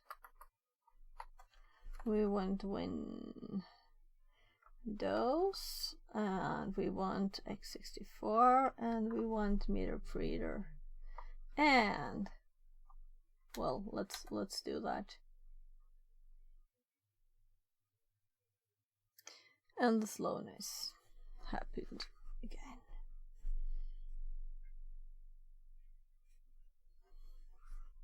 I'm not used to waiting. I require constant replies, immediate replies from the computer.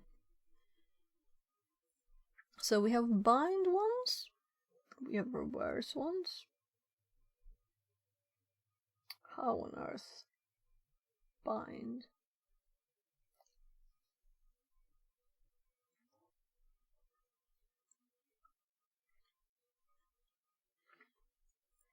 So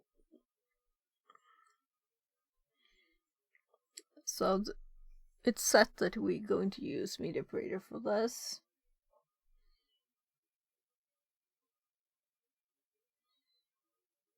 So could it be like, yeah, right here we have the thing with the slashes and the underscores. And I seem to not remember. These are the staged ones, right? Reflective. Staged. Yeah, these are the staged ones. And these are the more normal names, or the normal ones.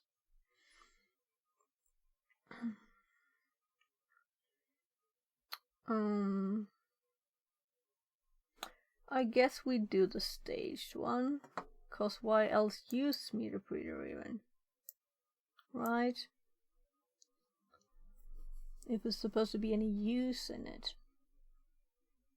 So let's use this one with MSF Venom then. Make. And what did they suggest in exe? Sorry, wrong machine tabbing. So they suggested. Oh, they didn't even suggest anything. No. So we can do anything. Which we could of course already do, but still. So I'm going to type the full command. Just having that marked is a help. And I know it starts with MSF Venom. Of course. And since we just used that, my possible hints. But I know that the P for the payload. And then I have some cheating here. Should we cheat? No. Let's type Windows x64 MeterPreter, and then for the staging we have the slash, and then reverse. The naming is logical, I can admit that. And then the file type, let's say that we want an exe for the Windows machine. And the name, the output, we want it to be called like shell. No. Revsh. MeterP.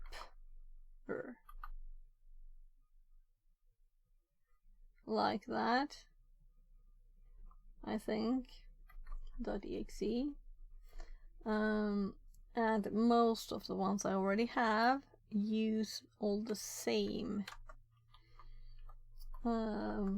lhost, which is 10.18.21.236, and so that's what I get on TryHackMe. And lport and 443.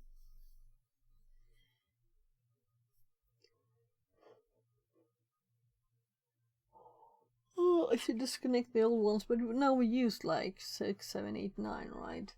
So we did actually not use this one. And it's from the other machine, right?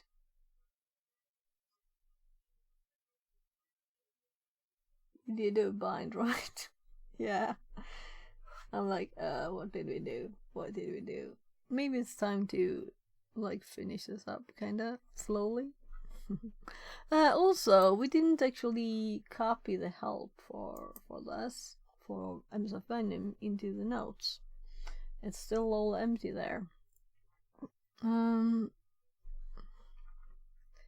So let's see. The difference this one and the one we have is ours is now MeterPreter. So before we run this, let's just copy it.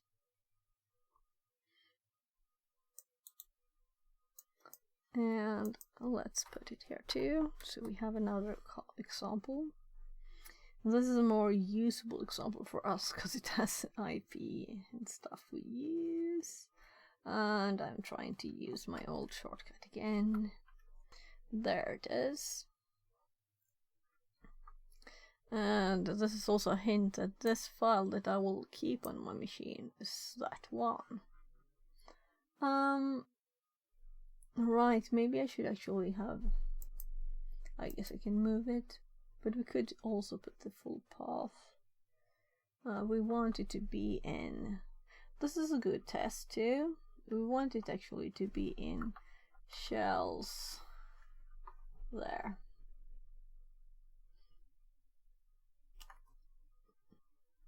And I'm thinking, can I tab that? No. MSF Venom P Windows x64 media printer reverse TCP format exe out file. This one because we're in the home directory. IP and port. So let's just run that now. No platform selected. Choosing MSF module platform Windows from the payload. x64 from the payload. No encoder specified. Raw. Size 410 bytes. Final size. Okay, because it adds stuff there to be able to run, I guess. Saved as. So now it's saved in the right place. So let's go to shells and let's look at this file. So an actual exe file in our directory. There it is. And Qtl eat started to run. Or read it is, of course. Read, sorry. It's not execute. I would have thought that would have been kind of funny. Though I don't even know a shells as executable though.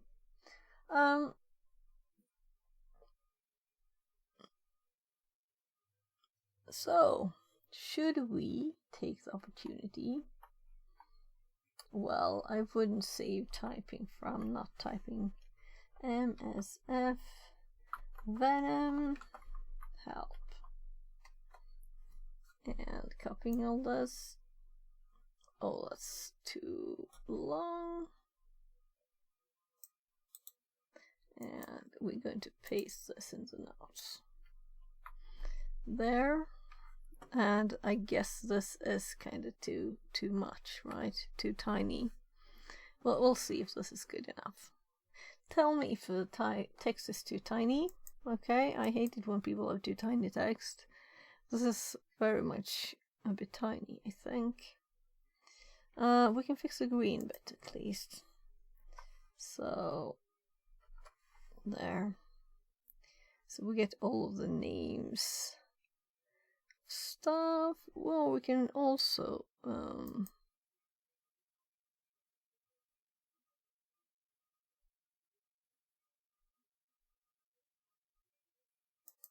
there. Since we're in this file, we don't have to see others. And they also roll around like this on the command prompt, so it's still more readable. Anyway, so we have the file, we have the help. Let's make this tinier and scroll down, and we need to start MSF console. So MSF console, and I learned about the queue then. Not to show the start banner.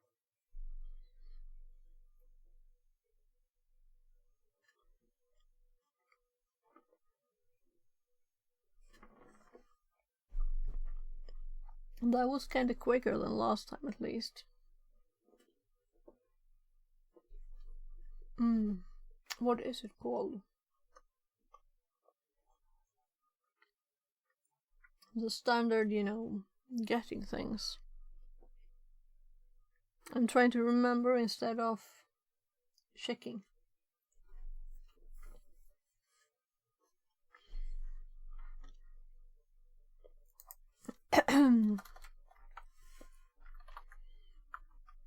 And let's make a note for it.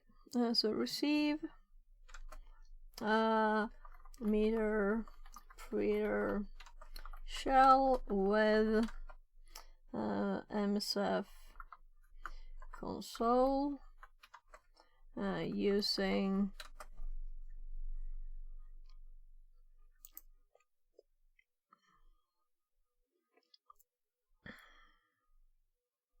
step 1, do I have it in my brain? Step 2, do I have it in my notes? Step 3, find it in whatever thingy.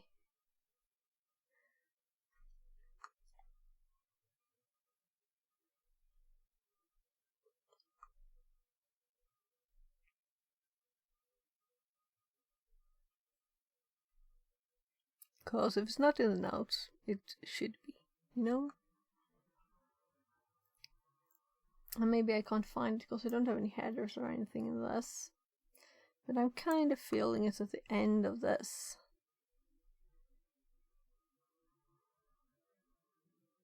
Port scan, scanner port scan.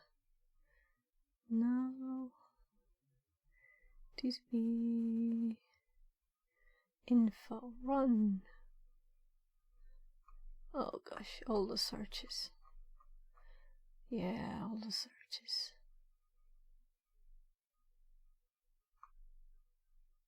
Now, I need to make a better note for this.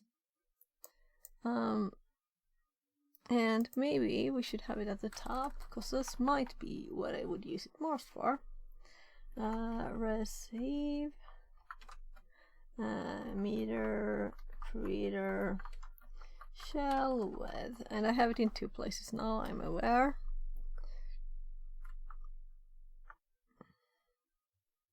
What?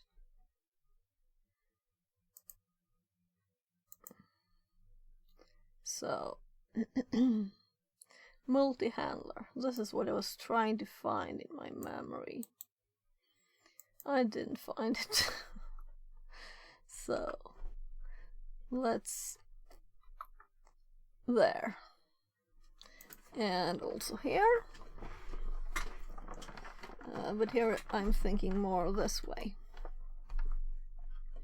and that we're going to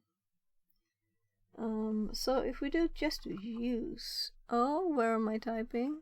In the notes again.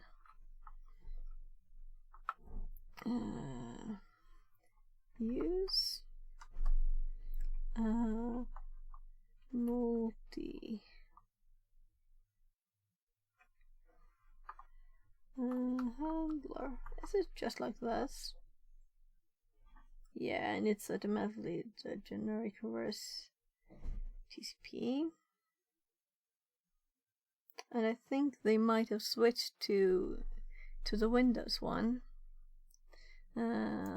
So let's quickly look and get the best way. And also switch quickly back here. So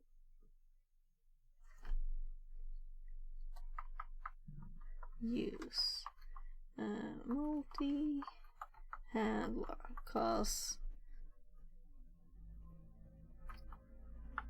better have it well noted down. And this is a multi-handler, help it here. And I was thinking, did they switch from generic? That's what I'm thinking. They're still using generic. Here, set payload. They're setting it here. So it's changed. So they use Windows x64. So this is what's supposed to be in the notes too, right? Windows x64 shell reverse TCP. Set payload. Making sure you can see what I see. Windows x64 and shell reverse TCP.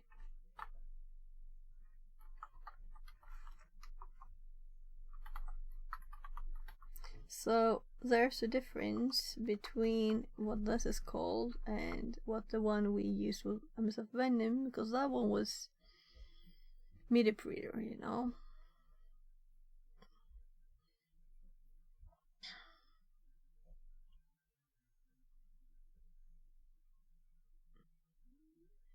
Windows 64, yeah, and then we set the L host and L port to the same.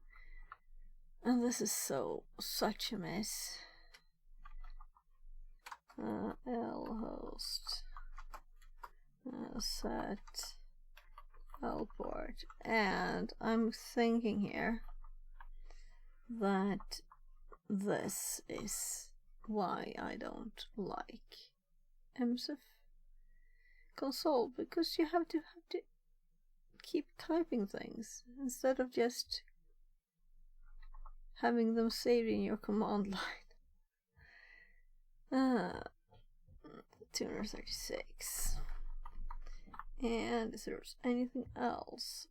They did J, exploit J, and this is what I was going to test actually. Exploit. They could do J if you want. And that is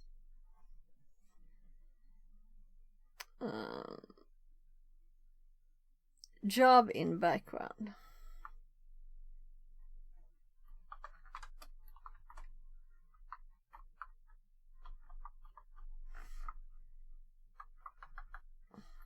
Start job in background. I'm like, what? Did I spell background? Yeah, I spelled it wrong. Background. Background.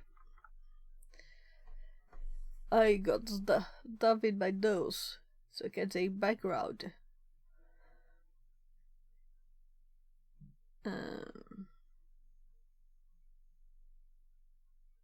So we have started it. We have used multi-handler. We have not done options. We set the payload, set L host, L port, and did this one. And before here, I'm thinking options. This is where you want to do options to confirm that it's correct. So this is where we want options. So let's actually do this now, not just type it in a list. So I'm going to copy these because it's too much typing.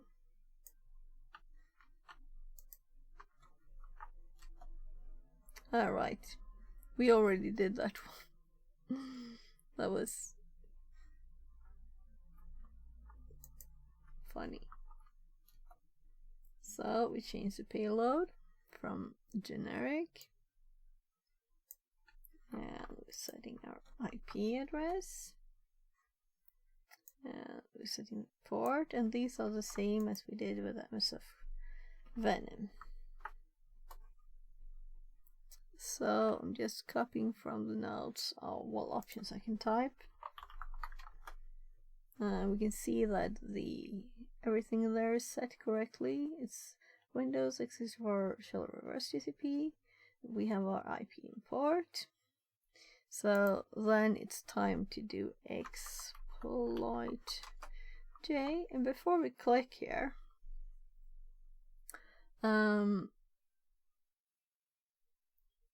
we need to have there. So this is the listener.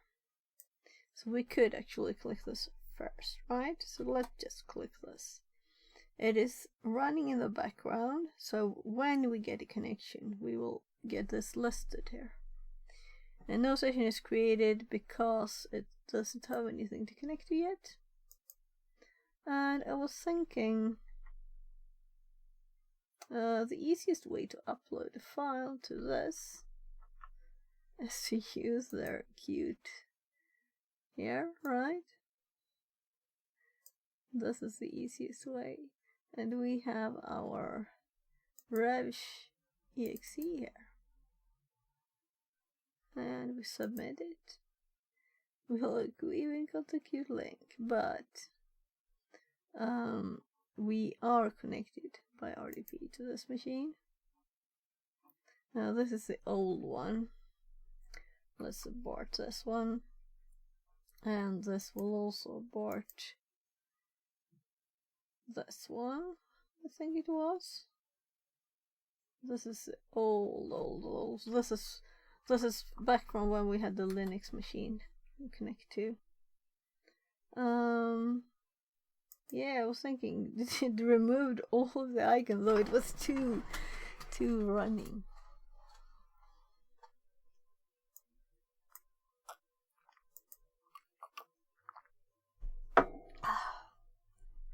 So this one is running, so it's supposed to be there. This one is the old Netcat, so let's close that one and let's just exit it so we don't have a mess of things. This is where we have our interesting thing running. So if we now go to this one, this is where we will see stuff happen later. I'm just checking so my head is not in the way. So where do you think we have the... I think we had it, but I kind of removed it just a bit ago. Where files are uploaded.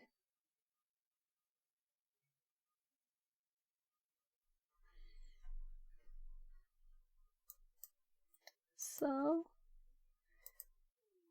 I'm thinking the easiest way is to do the is it called web?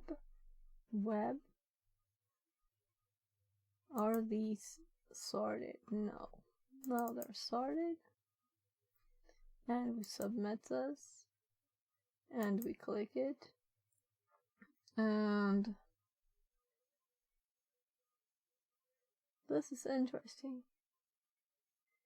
Cannot execute a blank command. This is interesting. Let's fix this. So webshell.php, I thought it was the one we just added, right? So if we just instead do this and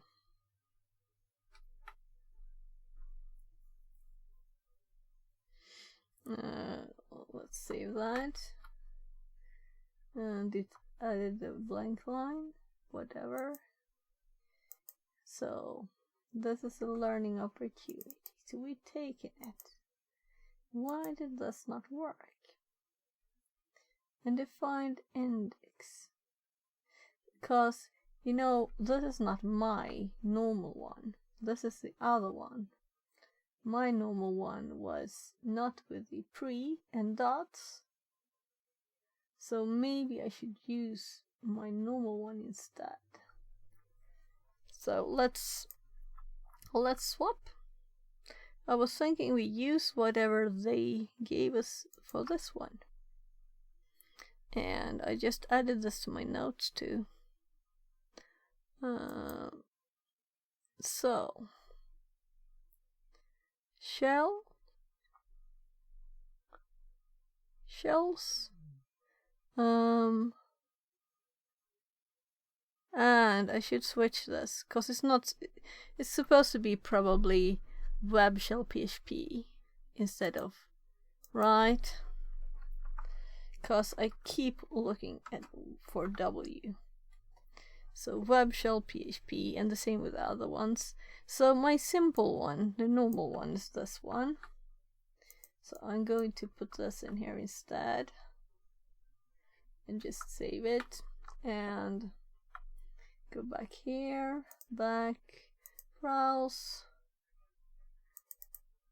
upload, click, and it still doesn't work.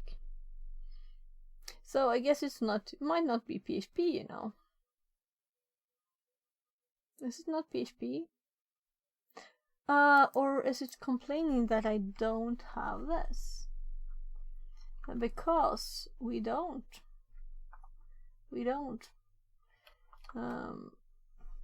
Maybe that was the problem. But this doesn't work either.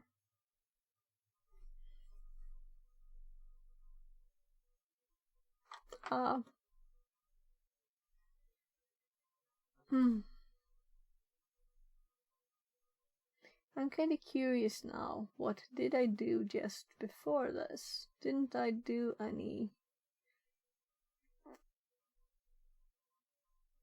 Because I was thinking this would be the easiest way to find where the files are on the machine. Yeah, right. Why am I using Linux commands? So what if we do dir instead? Yeah. So that's what we have the path. So my brain was still Linux, and that's a problem. And here we have the path. So I'll have to rethink that. Why did I do that? This was what I was going to drag down. So let's just cd c:" x ampp. Oh.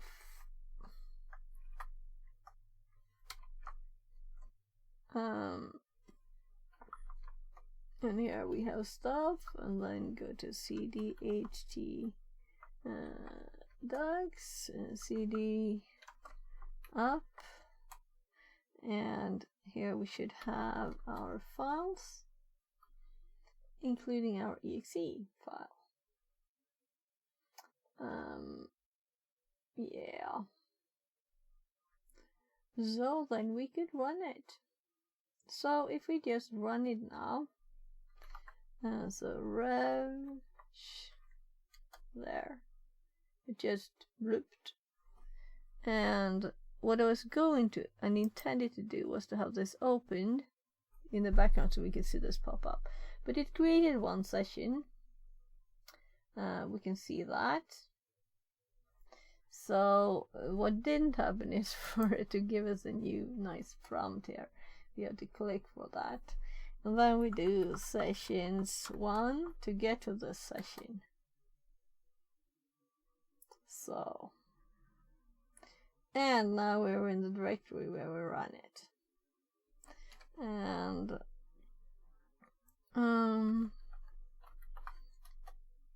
And that works here too.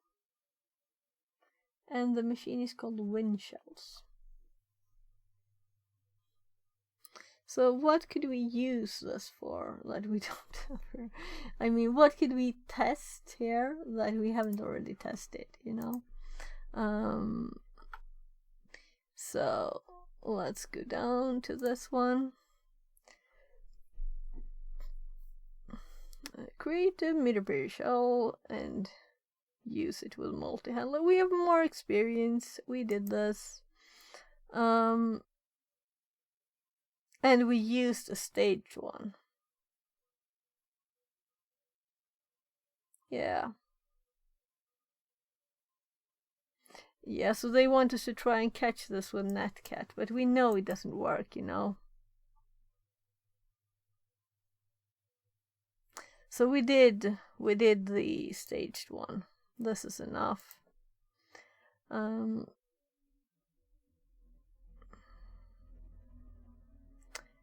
Yeah, I guess we're done. So let's close this thing down.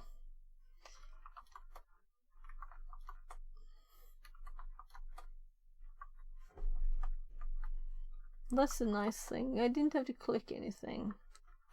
I can just do this by keyboard, all of it. So nice. So next one